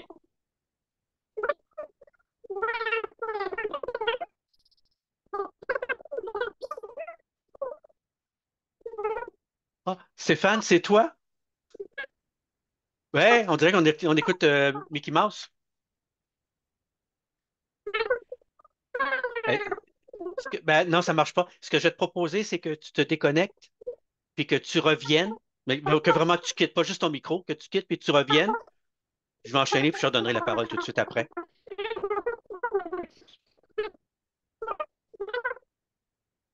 Tout de suite. C'est chouette. Vous avez eu un voyage gratuit à Walt Disney, à Disney World. À ce moment-là, on va continuer avec Madame Liane Roy-Castonguay, avec une, que j'ai vu arriver. Donc, la formation s'appelle Droit et santé des outils juridiques pour vous protéger. Alors, à vous, Madame Roy-Castonguay. Oui, bonjour. Est-ce que vous m'entendez bien? Très bien. J'ai pas une Et petite... sans voix Oh, de canard ni de souris. parfait. Donc, bonjour, mon nom est Liane Roy-Castonguay. Moi, je suis avocate depuis 2007. Je suis une fille originaire de Montjoli, mais en Gaspésie là, depuis un petit peu plus de 6 ans. Donc, Grande-Rivière, Chandler, là, j'habite ce coin-là. J'ai toujours été dans le public, parapublic, dans les dernières années, plus au niveau communautaire. Donc, je connais quand même bien les organisations. On parlait de la Société d'Alzheimer tout à l'heure et tout ça, là, donc au niveau des organismes sans but lucratif. J'ai fait une année aussi, je vois quelqu'un du cégep de la Gaspésie-les-Îles, donc j'ai enseigné une année de technique juridique à Carleton il y a 1 an et demi. Là, donc, je suis toujours un petit peu autour information, éducation, sensibiliser les gens. Là, donc, je suis toujours un petit peu dans ce domaine-là dans les dernières années. Moi, ce que j'offre, c'est vraiment une série de 3 cours de 2 heures, OK, au niveau juridique. Donc, on y va avec un premier cours. Ce que j'aimerais, c'est vraiment d'outiller les gens pour savoir comment chercher. Donc, souvent, on a des questions juridiques, on ne sait pas trop par où commencer. Donc, regarder avec les gens les outils qui existent, OK, pour savoir, j'ai une question, qu'est-ce que je peux utiliser comme ressources? Autant les ressources qui sont disponibles pour appeler, aller sur Internet. On sait, on a accès à beaucoup d'informations sur Internet. Et le droit, c'est complexe. On ne veut pas se retrouver avec des ressources de la Belgique. Parce que non, je vous informe, ça ne s'applique pas ici. Donc, c'est pour ça que le premier cours va être vraiment centré sur outiller les participants pour trouver des réponses au niveau juridique. Ensuite, on va y aller de façon plus précise dans le cadre du deuxième cours pour le consentement aux soins, les directives médicales anticipées. Donc, c'est quoi cette affaire-là? Qu'est-ce que ça comprend, l'aide médicale à mourir? On a beaucoup entendu parler, ça fait beaucoup de débats politiques et judiciaires dans les dernières années. Donc, on va un peu démystifier tout ça par des exercices pratiques concrets. Je veux échanger, là, il y a une des présentatrices qui disait, là, moi, je veux beaucoup échanger avec les gens, je veux vraiment que ça soit dynamique, là. Et finalement, pour le troisième cours, ben, on va parler d'inaptitude. Hein, c'est beaucoup, on en entend beaucoup parler également de l'aptitude, l'inaptitude et le mandat de protection. Encore une fois, c'est pas d'avoir un contenu qui est très aride, OK, ça s'adresse à tous. C'est d'avoir encore une fois les outils de base, comprendre c'est quoi le mandat de protection, c'est quoi les outils qui existent. Si moi, demain matin, je veux faire mon mandat de protection, c'est quoi, qu'est-ce qui existe, comment faire, c'est quoi les principes de base. Donc, c'est vraiment 3 cours qui sont prévus 19 et 26 mars et le 2 avril, donc d'une durée de 2 heures chacun. Puis, j'invite les participants, là, je veux vraiment que ça soit convivial et très agréable, malgré que le juridique peut être très aride. On veut que les gens là, soient le plus outillés possible. Donc, bienvenue à tous et à toutes. Merci beaucoup, Madame la juge. Non. Merci beaucoup pour l'explication claire et précise. Euh, Est-ce que Mickey Mouse est de retour? Si tu veux essayer, Stéphane, J'espère que c'est correct. c'est parfait. OK. Non, bon, parfait. Revenons à nos moutons. Donc, je suis très content de vous offrir mon quatrième et dernier cours. C'est la première fois que je fais ça sur le même thème, le cinéma comique américain. Ce cours-ci va être axé plutôt à partir des années 50, 60, 70, les années 80. Mais je vais revenir aux décennies précédentes. Donc, je vais faire un sommaire sur les grands comiques muets aussi. Je vais revenir un peu sur Chaplin, Buster Keaton, Harold Lloyd, Laurel et Hardy, le cinéma burlesque qu'on appelait le slapstick. Ensuite, je vais continuer dans la comédie sophistiquée, la screwball comedy qu'on appelle la comédie absurde. Et ensuite, je continue la poursuite des différents thèmes. Donc, les comédies romantiques, bien entendu, la comédie de mœurs, euh, le mélange des genres, tout ce qui concerne la comédie dramatique, comédie psychologique, la comédie militaire. Je pense entre autres à un film MASH de Robert Altman, Ah, qui a donné aussi une série très populaire par la suite. Euh, donc, tous les grands principaux, les grands réalisateurs vont être mis de l'avant. Donc, les anciens, Léo McCarey, Howard Hawks. Ensuite, les plus contemporains, Billy Wilder, les Blake Edwards, les Richard Quinn, les Vincent Minnelli, Mel Brooks, bien entendu, Woody Allen. Je pense aussi au cinéma parodique avec Jim Abrahams, les frères Zucker. Donc, je ne sais pas si j'ai mentionné aussi, Miloš Forman aussi a fait de la comédie au début des années 70. Donc, on va couvrir tout ça. Je vais parler aussi des grandes vedettes masculines et féminines, bien entendu, mais tous ceux qui ont travaillé dans l'ombre, dont les acteurs, les actrices de soutien, les grands scénaristes, bien entendu, bon, certains directeurs photo, les compositeurs de musique. Qui dit compositeur de musique, je vais faire aussi un petit volet sur les comédies musicales. Donc, les musiciens, les paroliers, pour tout ça, amener les étudiants à découvrir tous les différents styles de la comédie cinématographique, qui est un genre incontournable, qui est immense, qui va avoir donné 4 cours au complet. Ce cours-ci, ça va être un cours de 22h30 à compter du mardi 4 février, donc c'est 9 mardis après-midi consécutifs. Je crois attendez, 4 attends, je vais te le... février. 4 Ouais. février, je crois. Bon, c'est ça, à partir du 4 février. Donc voilà, on va couvrir surtout des années 50 à 80, mais je reviens. Donc là, ça va être une super bonne synthèse et ça va conclure, comme on dit dans le métier, on va boucler la boucle de belle façon. Ou on va activer le clap de fin d'une série de 4 sessions. Exactement. Merci beaucoup, Stéphane. Ouais, à bientôt. Mais, notre prochain, on passe du cinéma, on s'en va en musique, ce qui est un peu rare à l'Adocar. Là, c'est aussi une collaboration spéciale que l'on a à Rivière-du avec l'école de musique Alain Caron de Rivière-du-Loup.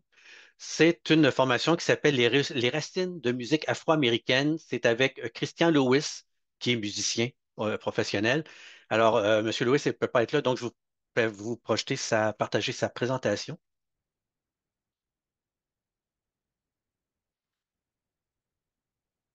Parfait.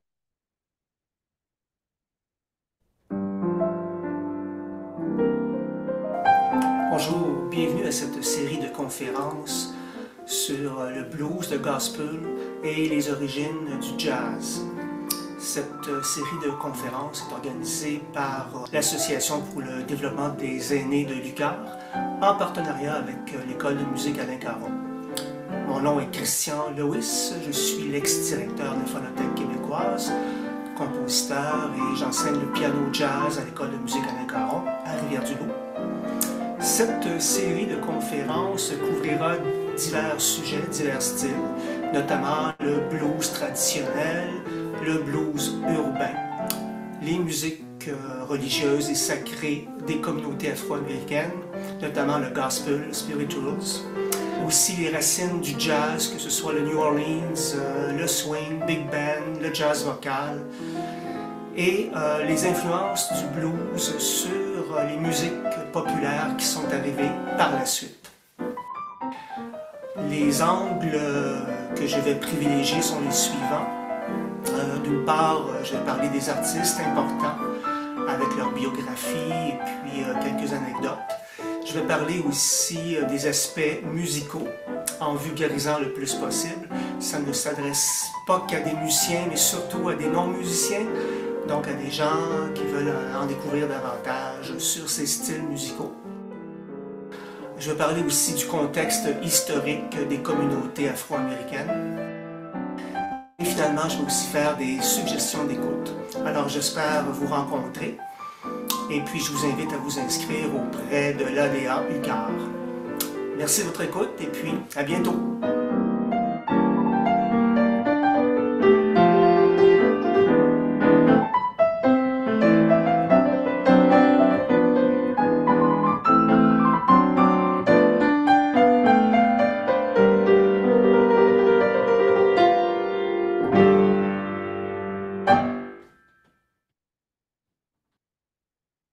Alors, une activité pour les mélomanes, et je vous ai parlé que, ben, il a lui-même dit, M. Lewis, que c'est un projet en collaboration avec l'École de musique Alain Caron de Rivière-du-Loup, mais l'activité se déroule, oui, physiquement sur place à l'école, pour ceux qui habitent du côté de Rivière-du-Loup, mais également sur Zoom. Donc, vous pouvez être n'importe où, et ça vous tente de vous faire aller l'oreille ou d'avoir l'oreille musicale. C'est une formation là, spécifiquement pour ça. On continue. Maintenant, je vais inviter, je pense, une première pour nous, une animatrice qui nous vient du Manitoba, sa formation s'appelle l'histoire et l'héritage du système des pensionnats et la réconciliation. Alors, je vais laisser la parole à Sandra Bender. Bonjour. Bonjour, Sandra. Je m'appelle Sandra, comme vous avez dit, et je suis la coordonnatrice de l'engagement communautaire et d'éducation chez le Centre national de la vérité et de la réconciliation ici à Winnipeg. Au parcours de 3 sessions d'1 heure, on va discuter l'histoire du système des pensionnats indiens, l'héritage endurant et finalement la réconciliation. Dans la première session, on va parler au sujet de l'histoire du système, les expériences des élèves et ce qu'il est arrivé légalement, tel que la Commission de vérité et réconciliation et la création du Centre national. La deuxième session va couvrir le sujet de l'héritage endurant du système des pensionnats, le traumatisme intergénérationnel, la discrimination systémique contre les Autochtones, les femmes et les filles autochtones disparues et assassinées, les manques de logement, de l'eau potable et des épiceries abordables dans des communautés autochtones et finalement, comment la résilience peut commencer. Dans la troisième session, on va discuter la réconciliation, ce qu'elle peut ressembler, comment nous pouvons la mettre en place au travers des droits légaux des Autochtones, la vraie alliance et comment nous pouvons combattre le négationnisme des pensionnats afin de créer un pays où tout le monde peut exister avec les mêmes droits et avec des relations respectueuses. Merci beaucoup. C'est un sujet qui nous touche tous. Et donc, l'information est disponible sur le site web, si jamais il y a une période de questions dans un instant. Toujours dans le thème culture et société, on s'en va du côté, là, on va aller dans l'eau. Donc, on va aller à une formation qui s'appelle Saint-Laurent 101, Histoire, Nature et Futur. Et ben, je laisse la parole à Mme Lynne Morissette, notre animatrice. Bonjour tout le monde. Est-ce que vous m'entendez bien? Très Oui? bien. Bon. Parfait. Je suis ravie de participer à cette session via une formation pour la DOCAR. C'est la première fois pour moi que je participe à vos activités. J'ai fait des formations, des conférences similaires avec le système de l'Université des aînés à l'Université de Sherbrooke, mais j'ai toujours été super passionnée par cette transmission de connaissances-là. Puis là, de pouvoir le faire chez nous, ben, c'est vraiment un plaisir. Oui, parce que je viens de Rimouski. J'ai grandi sur le bord du Saint-Laurent. Je suis océanographe de formation maintenant. Et puis, c'est ce qui m'a donné envie de vous parler du Saint-Laurent. Mais ça va bien aller. Ça ne sera pas un cours d'océanographie compliqué. J'ai aussi une maîtrise en vulgarisation et communication scientifique. Et le but, c'est vraiment de vous faire connaître le Saint-Laurent en trois volets. Premièrement, on va parler de l'histoire puis de la culture autour du Saint-Laurent, qui est une artère de vie qui a façonné notre histoire. Donc, tout le côté histoire et culture du Saint-Laurent. Et ça va être la première semaine. Ensuite, la deuxième semaine, on plonge dans l'océanographie. Saint-Laurent 101, on veut voir comment fonctionne cette machine-là, qui est le Saint-Laurent. Donc, on va essayer de comprendre c'est quoi les courants, les marées, pourquoi l'eau est salée, quel genre d'animaux vivent dans le Saint-Laurent, quels enjeux auxquels on fait face à l'heure actuelle pour les océans en général, mais chez nous. Et puis, une fois qu'on va savoir comment ça marche, d'où on vient, et puis c'est quoi les enjeux, le dernier cours, la troisième semaine, on va se pencher sur la conservation, les solutions pour la protection environnementale, parce que on ne peut pas juste vous laisser avec des constats de ce qui est inquiétant, ce qui va mal. Il y a aussi beaucoup, beaucoup de solutions. Puis je veux que vous quittiez cette session-là en étant inspiré de qu'est-ce qu'on peut faire pour le protéger pour les générations futures. Donc, ça commence le 2 février pour 3 semaines consécutives. Puis, ça va être J'ai le. Pardon, madame, j'ai le 3 février. 3, oui, parce que le 2, c'est un dimanche. Donc, le 3 février, 3 semaines consécutives, ça va être en formule hybride, donc à Lucar ou quelque part à Rimouski, puis en ligne. Au plaisir de vous voir. Effectivement. Oh, merci beaucoup. C'est une invitation à plonger dans ce sujet-là. C'est super là. Euh, on continue avec 6 jours dans l'histoire contemporaine du nationalisme québécois, pardon, puis je laisse la parole à M. Cyr. Bonjour.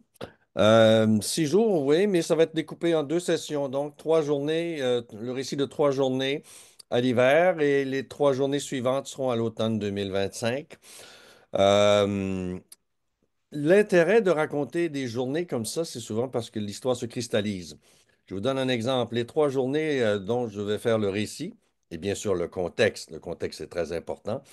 Il s'agit du 17 mars 1955, l'émeute du Forum. Du 24 juillet 1967, le Vive le Québec libre de Charles de Gaulle. Et le 24 juin 1968, l'émeute de la Saint-Jean.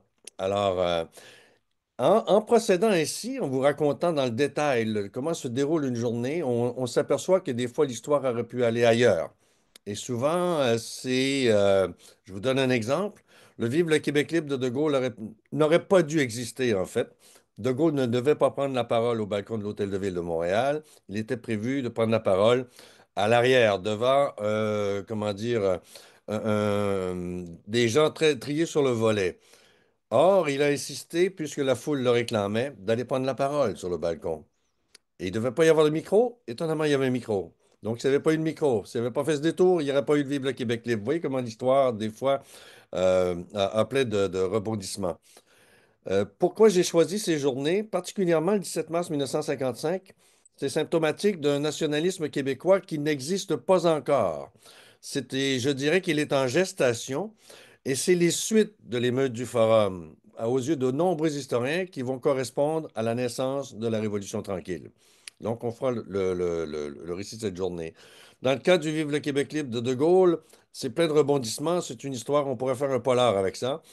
Mais essentiellement, c'est de voir comment est-ce que la France percevait le Québec, et particulièrement De Gaulle, qui, à ses yeux, venait réparer une erreur historique. Il venait payer la dette d'un roi, en l'occurrence Louis XV, qui avait cédé le Canada à l'Angleterre. Dans le cas de l'émeute de la Saint-Jean en 1968, il y a un dénommé Pierre-Éliott Trudeau qui est en élection pour la première fois. Il veut devenir premier ministre du Canada. Il l'était de manière intérimaire. Il avait été nommé à la suite de Pearson, mais là, il allait vraiment en élection. Et ça se trouve que les élections ont lieu le 25 juin 1968 et il se présente à la parade de la Saint-Jean-Baptiste à Montréal la veille. Alors, bien sûr, ça va péter. L'idée, donc, c'est bien entendu de vous raconter le détail de ces journées, mais ce qui va prendre probablement le plus de place dans ces formations d'une durée de 2 heures, c'est le contexte. Et de voir comment est-ce que chacune de ces journées est une sorte de pierre blanche dans l'histoire du nationalisme québécois. Donc, ça commence le 10 mars, c'est à 13h30 l'après-midi, 3 sessions, 10 mars, 17 et 24 mars. Et à l'automne, on verra les journées qui seront choisies. Super, mais merci beaucoup. Mm. Pour avoir participé à deux autres animations, séries avec M. Cyr, on plonge dans l'histoire, littéralement. Ouais. C'est Si vous super. permettez, Michel, je n'ai Allez-y. pas donné mon curriculum, je m'excuse. J'ai une formation de sociologue, j'ai été chargé de cours à l'Université Laval, j'ai travaillé comme reporter et courriériste parlementaire pour Télé-Québec. Ensuite, j'ai commencé à faire du cinéma documentaire et j'ai fait ça pendant les 30 dernières années de ma vie professionnelle. Et ce dont je vais vous parler, c'est mon fonds de commerce. Autrement dit, j'ai fait des documentaires sur ces sujets. Merci beaucoup. Ouais. Euh, on va clore le volet culture et société. Ah oui, Julie, ton micro. Donc, Luc, si j'ai bien compris, je pense que vous avez parlé du 10 mars. Et si ma mémoire est bonne, on avait ajusté les semaines, mais donc on a Ah, annoncé hein, le 17 mars sur notre c'est le site. 17 mars. Ouais. Fait que, Luc, on pourra en rediscuter s'il y avait un problème, mais normalement, ce serait le 17, d'après. Le début? Oui, Oui. mais Oh, on OK. pourra Non, non, non, revérifier ça, puis s'assurer évidemment que ça vous convient. ça devrait, OK. Je fonctionnais avec les dates que j'avais retenues. Je Qu'on suis avait bien. discuté au Bon. départ, ouais, c'est ça. OK, Mm. OK. Désolé pour avoir pris la balle au bon. Je n'avais pas regardé la date. Mais qu'est-ce que ça donnerait, Merci. Michel, comme date? Donc, une semaine plus tard, commençant le 17 mars. 7, 24, 31, je présume, hein? Oui, Ouais. OK, ça va. exactement mes mensurations. Est-ce que ça convient? Oui, ça va. Merci. Merci beaucoup.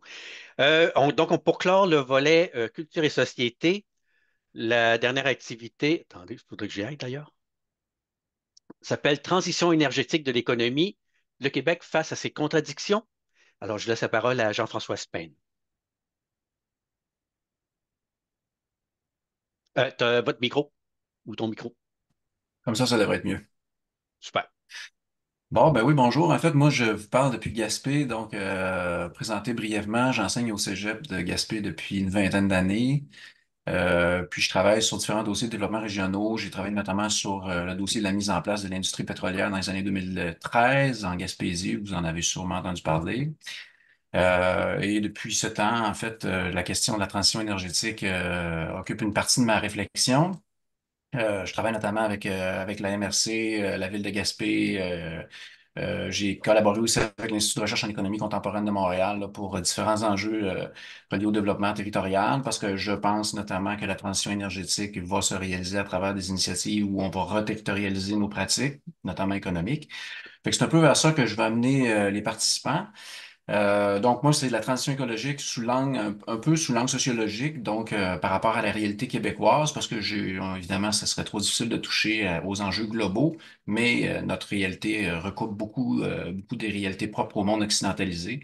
Donc, je vais faire un survol temporel. Je vais partir à partir des années 1750. Là, je vais y aller avec des dates très arbitraires, là, mais à partir de l'avènement de la société industrielle puis la société productiviste, 1750, 1800, 1850. Donc, je veux parler des différentes transformations sociales que ça a impliquées.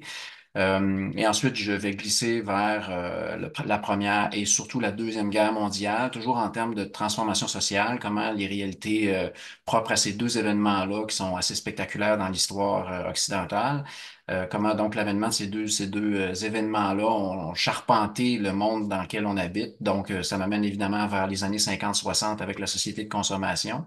Encore une fois, il y a des transformations importantes qui vont s'opérer, qui vont prédisposer les réalités dans lesquelles on évolue aujourd'hui. Je vais parler du concept de la retraite, les modes de financement du concept de la retraite et les rapports que notamment le Québec entretient avec le concept de la retraite, parce que ça a un poids évidemment sur la consommation et les impacts sur les changements climatiques. Je glisse en même temps vers Hydro-Québec, l'accès à l'énergie à faible coût. Donc, on va parler d'Hydro-Québec, mais évidemment, je vais avoir un volet qui va toucher à l'énergie pétrolière, l'effondrement de l'URSS en 1989, l'avènement du monde globalisé, donc le déploiement d'une société de consommation à l'échelle du globe. Et tout ça, bien évidemment, deviennent les fondations des éléments qui sont propres à ce qu'on appelle aujourd'hui les changements climatiques et son corollaire, donc la transition énergétique des économies. Et plus spécifiquement, au niveau de la transition, donc c'est vers la fin de mes 3 épisodes de 2 heures, on va parler des 4 piliers de la transition qui sont le logement, le transport, l'assiette, donc la nourriture et les loisirs.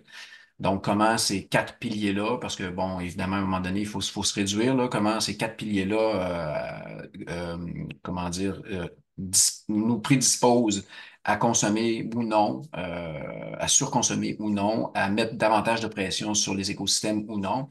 Donc, c'est grosso modo là, le tour d'horizon à l'intérieur duquel je convie les gens. Puis, j'écoutais Madame Sanders tout à l'heure. Je travaille aussi depuis un certain nombre d'années avec différentes nations autochtones au Québec. Donc, je vais de temps à autre faire des petits parallèles entre les éléments de l'histoire et le rapport qu'on a entretenu, notamment avec les territoires et les populations autochtones. Ce seront des très, très brefs liens, là, mais juste pour aider à comprendre notamment ce qui a charpenté notre relation avec les territoires et les Premières Nations. Ça ressemble pas mal à ça. La première session est prévue pour le mardi 18 mars à 13 heures l'après-midi. C'est 3 sessions de 2 heures.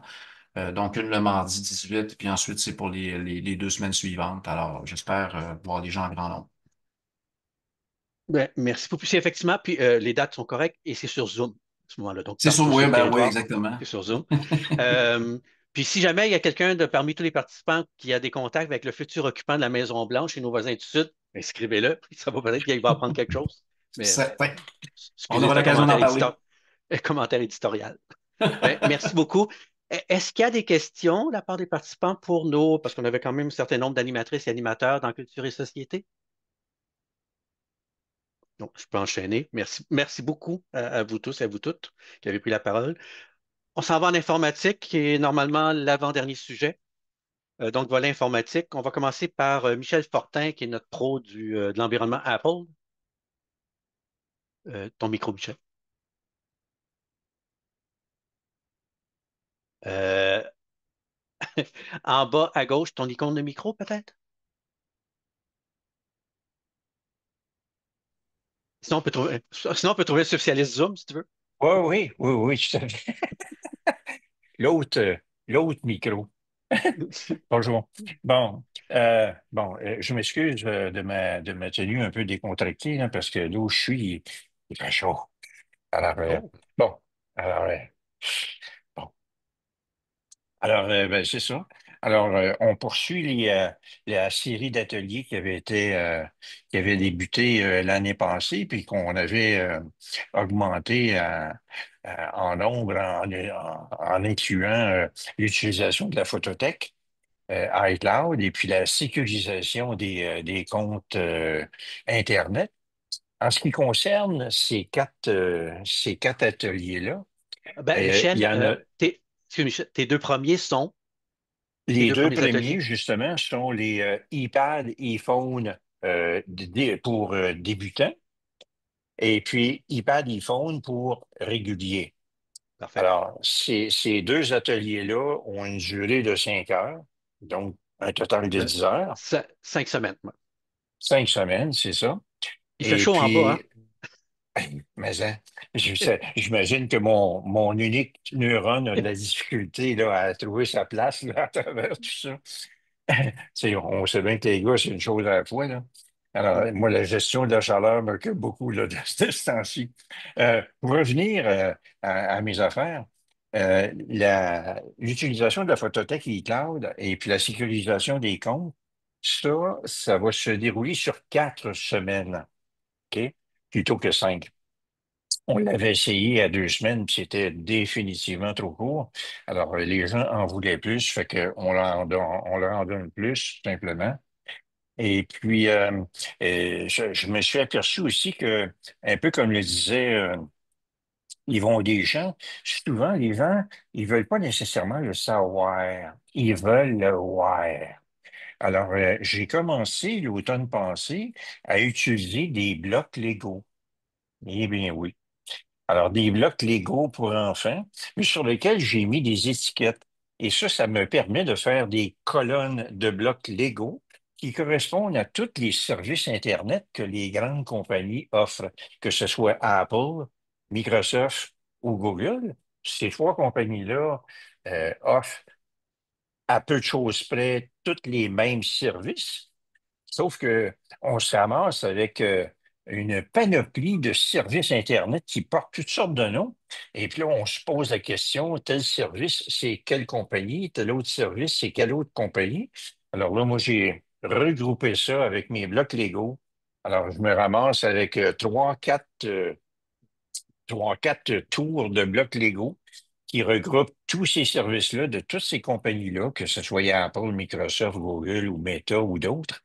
Et puis ça permet à ce moment-là aux gens de visualiser ce qu'ils ont sur leur téléphone puis de savoir à qui ils s'adressent. Alors ça en démêle beaucoup, à un point tel que la plupart des gens d'ailleurs prennent une photographie de ces blocs-là.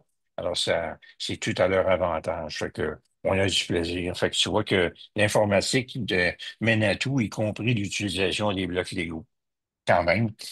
Alors, mais ça leur donne quand même des outils qui leur permettent d'appréhender et puis de mieux maîtriser leurs services numériques. Alors, ça, c'est ça qui est le but de l'exercice.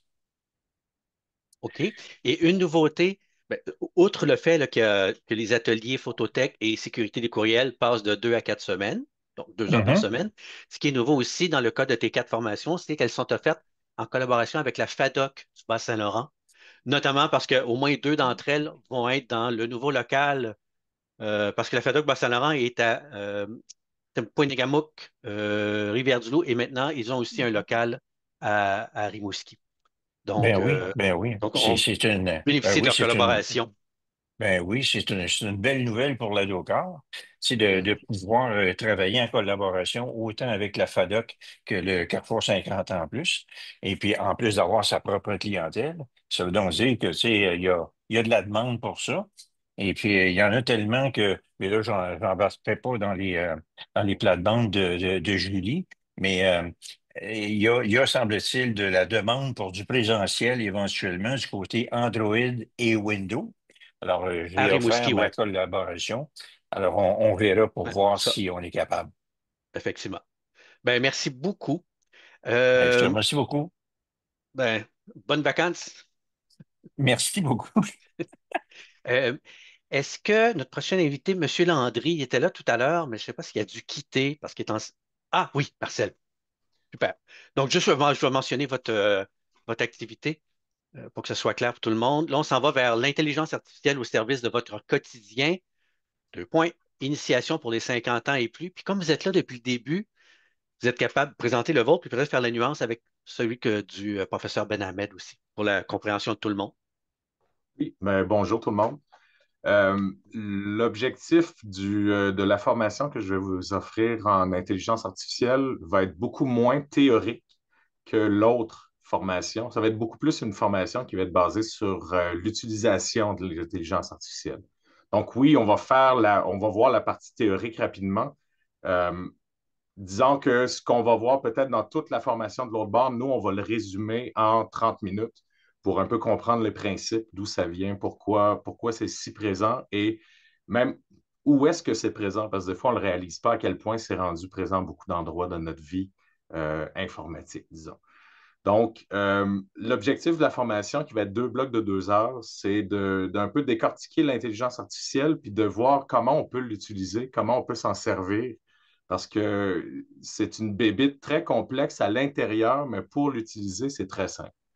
Donc, on va voir comment on peut s'en servir, que ce soit pour planifier un voyage, pour nous aider à écrire des textes, pour nous aider à avoir des idées de choses à faire, de livres à lire. On peut aller vraiment dans toutes sortes de directions avec ça. Donc, je vais me baser principalement sur ChatGPT, mais on peut aller sur vraiment n'importe quelle intelligence conversationnelle pour ce type d'informations-là.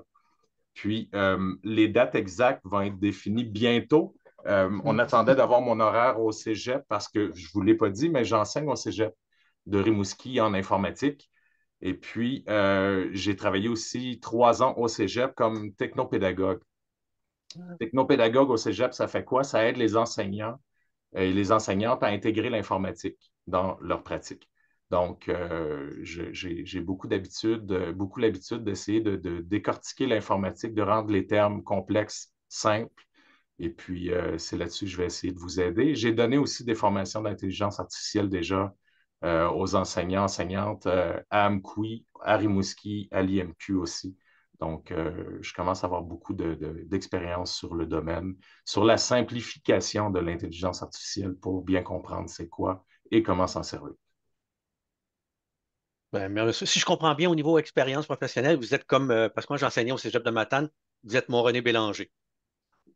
Oui, ben, c'est un peu ça, oui, mais maintenant je suis revenu à l'enseignement, par exemple. Donc, mais j'ai travaillé avec René à distance aussi pendant la pandémie, entre autres. Là, mon rôle était d'aider les enseignants, enseignantes à enseigner à distance. Donc, il y a eu beaucoup de travail à faire de ce côté-là. La pandémie est arrivée très rapidement et on a dû se retourner assez rapidement là-dessus. Comme partout, comme notre organisme à nous aussi, en disant est-ce qu'on continue ou on arrête? Oui. Ben, merci beaucoup, M. Landry. Puis merci pour la différence aussi entre les deux, la formation du professeur Ben Hamed, qui est dans la catégorie Vive en sécurité, et la vôtre, qui est en informatique. Oui. Je vais rester peut-être encore 5 minutes s'il y a des questions, puis après je dois quitter. J'ai une formation, plutôt une rencontre qui commence dans 3 à 4 minutes. Là. OK. Sinon, bon, on prendra les questions des gens, puis on vous les acheminera pour leur Parfait. transmettre. Merci. Ben, merci beaucoup.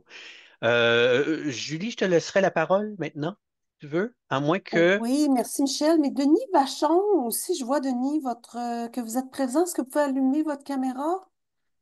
Ah oui. Oui, bien sûr. Est-ce que vous m'entendez? Ah, oui, super. Parfait. Bon, permettez-moi, on n'était pas trop sûr de... Il y a une série d'ateliers qu'on offre en informatique. Là, vous avez vu ceux que Michel vous a décrits. Il y en a un autre, je vais vous parler dans un instant, qui se donne parce que notre animateur a dû quitter, donc à Gaspé en présence, avec la collaboration de la FADOC, Gaspésie-les-Îles et le Cégep. Mais là, puisque vous êtes là, Denis, on a une série d'autres ateliers, majoritairement qui durent 2 heures, qui défilent un après l'autre, avec un organisme partenaire qui s'appelle Formation de Oui, la tout à fait. Montérégie. Donc là, vous Oui, avez M. Vachon. un organisme à but non lucratif. Ce n'est pas notre première collaboration avec la DOCA. Je pense que c'est notre 3e année d'affilée. Il me semble Moi, que j'en oui, ai vous avez donné raison. quelques ateliers dans le passé, mais j'ai plusieurs de mes collègues aussi qui en offrent avec la DOCAR. On a des ateliers sur la sécurité, on a des ateliers sur des thématiques Android, autant pour les téléphones que les tablettes. Évidemment, tous sont donnés par Zoom à distance, puisqu'on est à Montérégie, là. Ça fait un petit peu loin de Rimouski. Et moi, personnellement, j'en ai 2 là, qui sont prévus les 31 mars et 7 avril, respectivement. Écouter la télévision sans être abonné au câble, donc par tous les moyens qu'on connaît ou qu'on connaît moins, via l'Internet principalement, mais aussi avec des antennes haute définition HDTV. Et mon deuxième atelier, le 7 avril, c'est sur l'info nuagique. Donc, un petit peu une introduction à l'info nuagique en se servant principalement de Google comme exemple. Mais on va aborder aussi les offres d'info nuagique de Microsoft et de, et de Ah Apple. bon, OK. Super. Donc, merci pour le résumé. Alors là, tout est sur le site web. Tu sais, depuis tout à l'heure, on parle de formation. Des fois, il y en a certaines, comme dans les nouveaux volets, Bien vieillir en santé, Bien vivre en sécurité, où c'est des rencontres de 2 heures données par autant d'animatrices et animateurs différents. En général, les langues, on arrive aux langues, mais en informatique, même Michel vous a présenté ses ateliers, donc en moyenne 5 ou 4 semaines. Alors qu'avec Formatio, outre la formation qui s'appelle ABC Internet pour débutants, donc si vous connaissez du monde, tu sais, qui apprennent maintenant, qui approchent leur ordinateur il y a cette formation-là avec le collègue de M. Vachon, qui est Pierre Wolfshagen. Ça, c'est sur 5 semaines. Donc, on va vraiment avoir le temps d'explorer puis de comprendre la bébite qui est devant nous quand on est peu habitué ou moins habitué.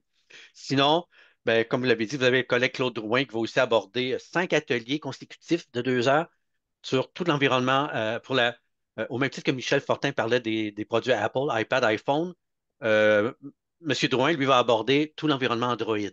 Donc, différentes facettes de son appareil. Si vous avez un cellulaire ou une tablette Android, c'est l'atelier à suivre. Et bon, les 2 ateliers, vous avez mentionné les vôtres, M. Vachon, donc TV sans fil et info nuagique. Info nuagique, en passant, là, ceux qui savent, s'ils ne savent pas c'est quoi, c'est la possibilité, pour exemple, ma collègue qui est à Gaspé ou les autres bénévoles qui sont à Gaspé, ceux de Rivière-du-Loup et nous à Rimouski, de travailler ensemble. Fait qu'au lieu de s'envoyer des fichiers par courriel, puis de patenter les fichiers, on les dépose sur un nuage. Puis là, on peut tout travailler en même temps. Fait que si vous êtes un temps soit peu impliqué dans un organisme qui est assez répandu sur le territoire, ça peut être fantastique. Puis il y a d'autres raisons d'utiliser ça. Et finalement, vous avez aussi votre collègue, pour nous, ça va être une première, Anne-Solène Rioux, qui va animer 4 ateliers, 2 ateliers sur Facebook. Donc, découvrir Facebook, ainsi que Messenger et Marketplace, donc le marché, ainsi que l'application Canva, qui est une application graphique ou d'infographisme sur un nuage, sur le web, soit c'est ludique, là, pour faire le carte de souhait ou même faire une vidéo. Donc ça, c'est tout ce que notre partenaire Formation nous offre. C'est merveilleux qu'on se connaisse là maintenant, qu'on se soit découvert mutuellement il y a, comme vous avez dit, il y a au moins un an et demi, 2 ans, sinon plus. Oui. Donc, ces ateliers vont être offerts. Ben, merci beaucoup. Et le dernier que j'ai oublié de vous mentionner, ce sont 2 ateliers offerts à Gaspé, donc en collaboration avec la FADOC Gaspésie-les-Îles-la-Madeleine et le Cégep Gaspésie-les-Îles-la-Madeleine, donc avec Félix Gué-Vachon. Et là, c'est un atelier, premier atelier, 5 semaines sur l'iPad et l'iPhone, donc différents volets. Et l'autre série de 5 semaines par la suite, ça va être Android, mais les deux sont en présence à Gaspé. Donc ça fait le tour pour l'informatique. Est-ce qu'il y a des questions? Ça va aller, OK. Ben, merci beaucoup. On arrive au dernier volet, puis merci beaucoup de votre patience. Ça s'étire un peu, c'est parce qu'il y a beaucoup d'activités.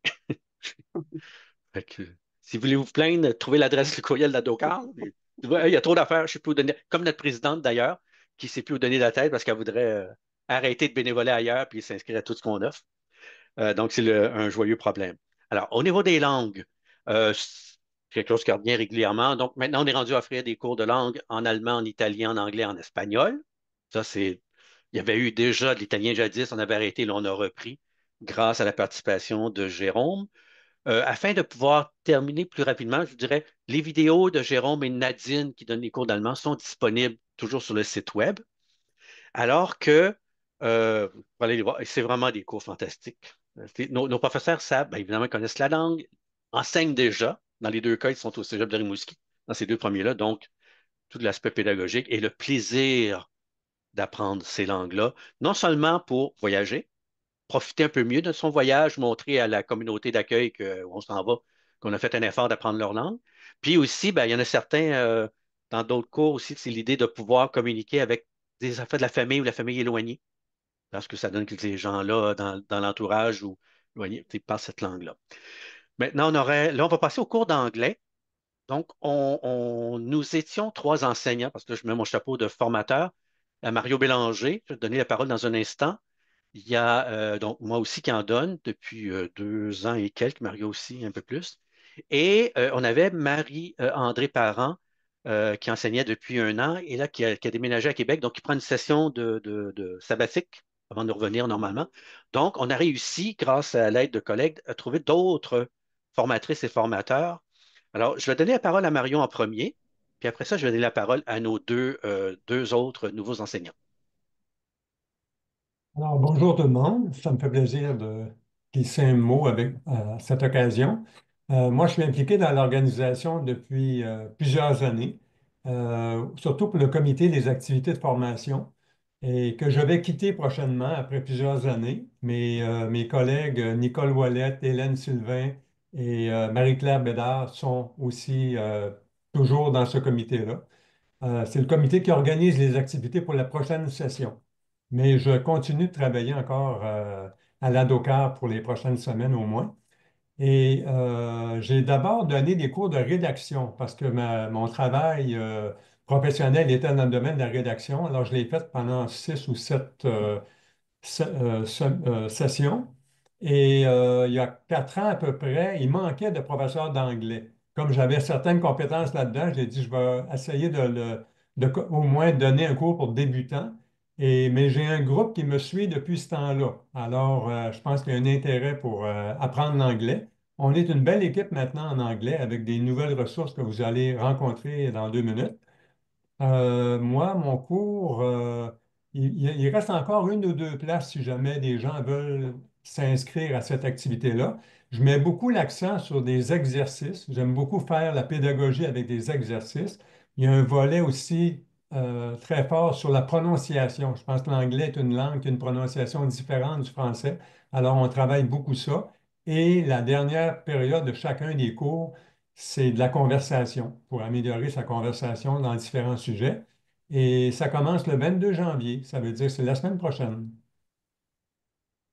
Ah, c'est vrai, parce qu'exceptionnellement, la formation de Mario dure 8 semaines, alors que la majorité ben, en allemand, c'est 8 semaines aussi cette fois-ci, et les autres, c'est 10 semaines.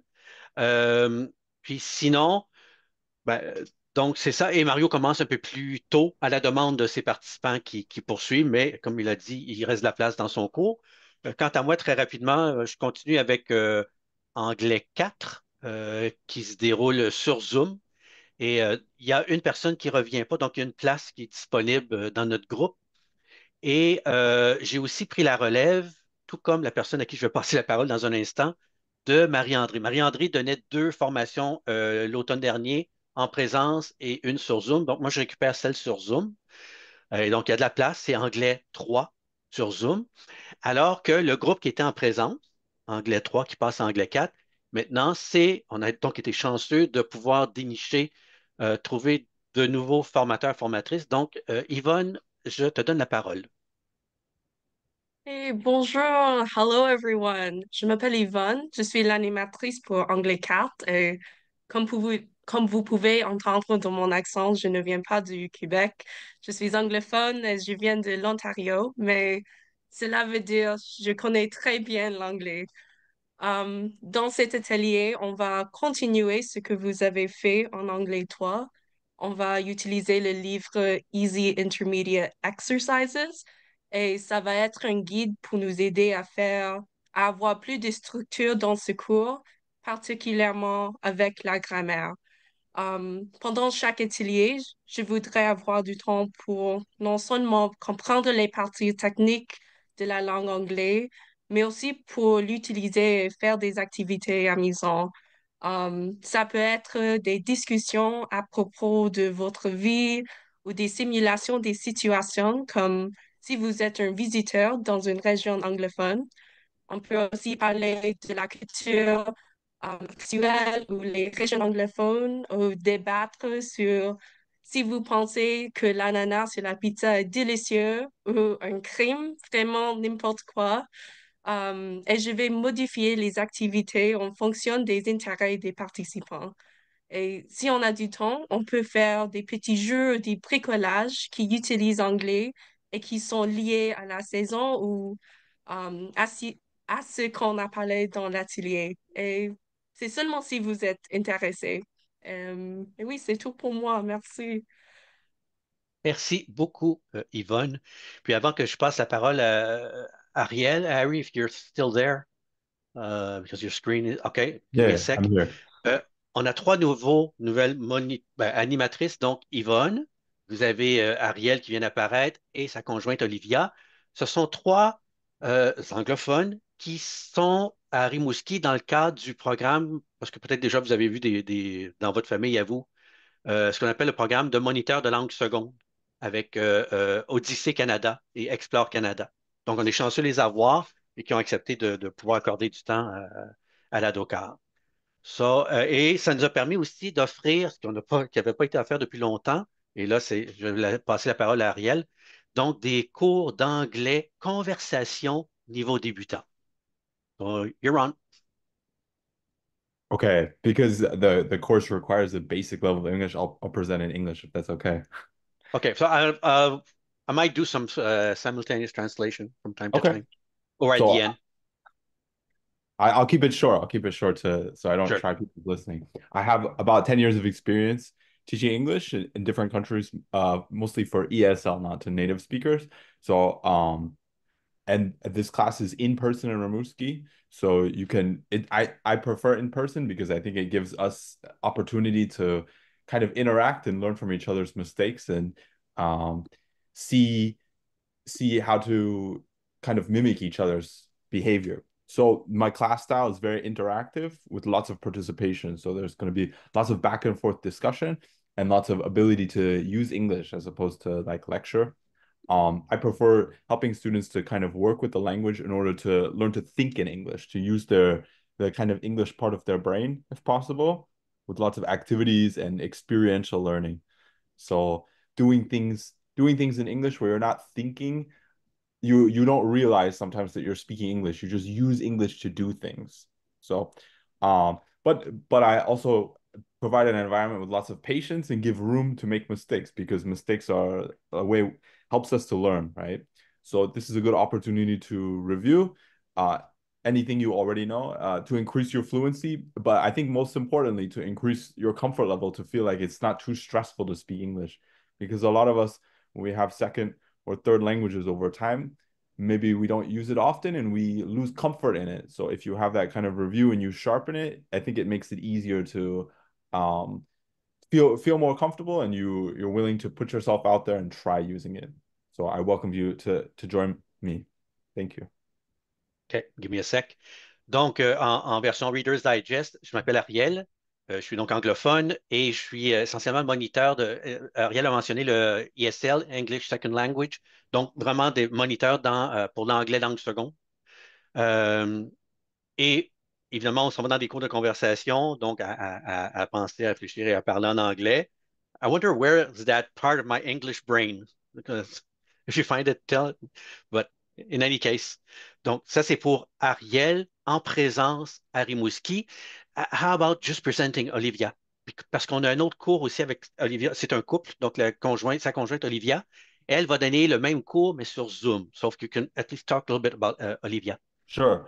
So I'm sorry she can't be here today. She's Yeah. coming back to Canada. She's I think her teaching style is a little bit different than mine. So she prefers to do more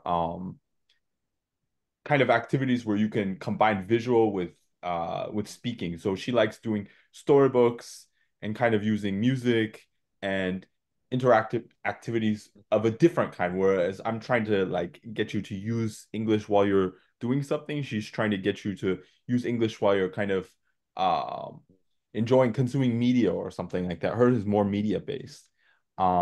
She also has, I think, 6 years experience teaching English, but for me, I've taught adults a lot more. She's taught children, so her style will be a little bit lighter than mine, maybe. I like talking about serious subjects and dealing with like real life stuff, and hers might be a little bit more lighter and a little bit more practical, maybe. I'm not sure. Yeah. OK. So, Donc, Olivia, sa conjointe, en passant, j'ai oublié de dire, Yvonne, elle est monitrice de langue anglaise au Cégep de Rimouski. Ariel est moniteur, même travail, mais à l'Institut maritime du Québec à Rimouski. Alors que Olivia, sa conjointe, elle est au niveau primaire, sixième année, dans une classe d'anglais enrichi que la commission scolaire offre depuis longtemps à l'école L'Aquarelle. Donc, ce que Ariel vient de dire pour ceux qui comprennent moins. Donc, l'approche d'Olivia, qui est enseignante aussi, professionnelle qui a l'expérience, peut-être plus ludique où l'expérience est plus avec les jeunes, mais que ça se transpose avec des adultes, ce qu'on peut transposer. Well, thank you very much, Aaron, for that. And welcome to the club as well as you, Yvonne. Donc, alors, la ultima persona, on a donc la dernière langue, la ultima ligne, idioma. Ultimo, l'idioma, oh non, là, je vais me faire taper sur les doigts par ma professeure.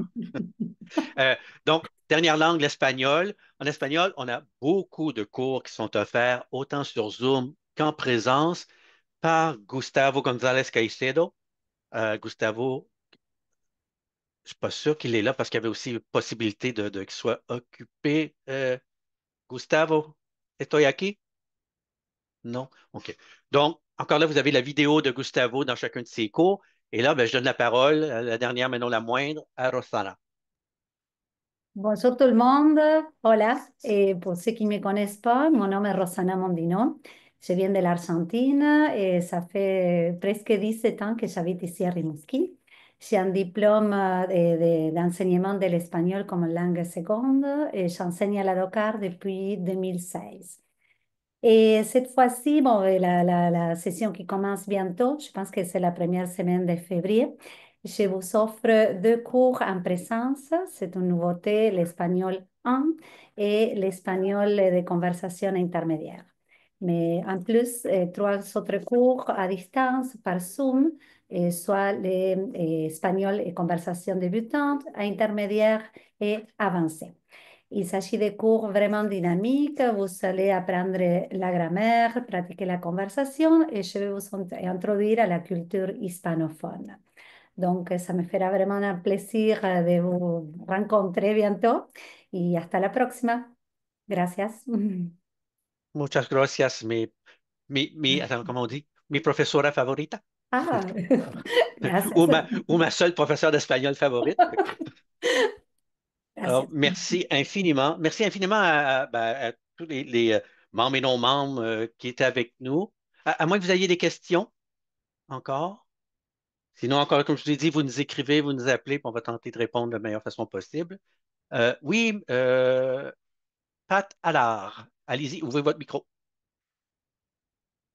Votre micro.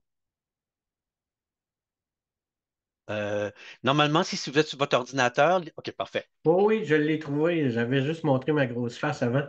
C'est super intéressant.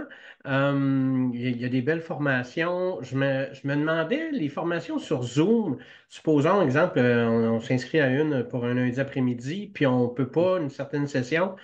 Sont-ils enregistrés ou c'est tout bad? Très bonne question, merci beaucoup. Les formations, la possibilité d'enregistrement pas revient à chacune des animatrices ou animateurs.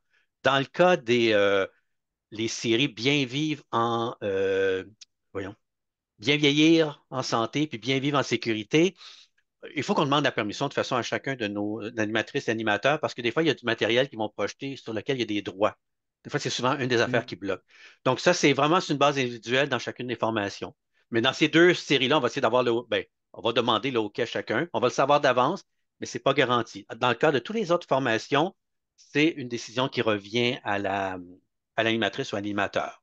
Donc, c'est une question que vous pouvez demander aussi quand vous vous inscrivez parce que vous allez peut-être partir en voyage ou y avoir d'autres empêchements ou un conflit d'horaire. Quant aux conférences, officiellement, les conférences ne sont pas enregistrées, bien qu'on essaie de le demander, surtout dans l'optique où quelqu'un dirait, ben, je me suis inscrit, puis là, j'ai un changement d'horaire, donc est-ce que c'est possible d'enregistrer? Encore là, c'est du cas par cas. On n'est pas rendu comme certaines autres organismes semblables en disant, OK, on vous offre la possibilité de vous inscrire, même si c'est sur Zoom, mais il faut que vous soyez à l'heure juste la journée même, ou de le prendre en différé plus tard. Ça viendra peut-être, mais donc, est-ce que ça répond clairement à votre question? Parfaitement, merci beaucoup. Ben, ça me fait plaisir. Est-ce qu'il y a d'autres questions? Donc, ben, sur ce, merci beaucoup aux gens qui ont, voyons, qui nous ont accordé ça. Ah, attendez, il y a quelque chose dans le clavardage. Je vais aller voir. OK, parfait. C'est les messages de certains formateurs, formatrices qui ont dû quitter là, après avoir fait leur présentation. Donc, merci beaucoup à vous tous tous et toutes qui vous êtes déplacés virtuellement pour assister à cette présentation-là. Merci beaucoup. J'espère que vous allez vous inscrire puis profiter de la réduction si vous êtes membre de la DOCAR ou d'un autre organisme ou devenir membre de la DOCAR si vous voulez participer aux conférences et aux visites. Sinon, ben merci. Un gros merci aussi à tous nos animatrices et animateurs de formation d'avoir consacré une partie de votre après-midi à expliquer à vos futurs participants de ce qu'il en tient dans vos activités respectives. Sur ce, on va vous souhaiter une bonne session. Ça va être super intéressant. Et il n'y a rien qui empêche les animateurs et les animatrices, même ceux qui sont sur le marché du travail, des fois de vous déclarer absent parce que vous avez entendu parler d'autres formations hyper intéressantes là, en passant. On est jamais mieux servi que par les autres. Sur ce, bonne fin de journée, bonne session, puis à la prochaine. Merci à vous. Merci beaucoup. Merci, Michel.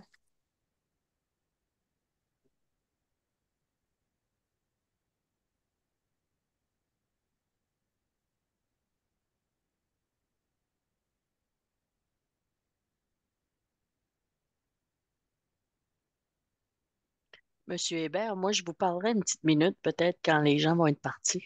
Ben, laissez-moi, oui, je vais arrêter l'enregistrement OK. déjà. Bon, ben,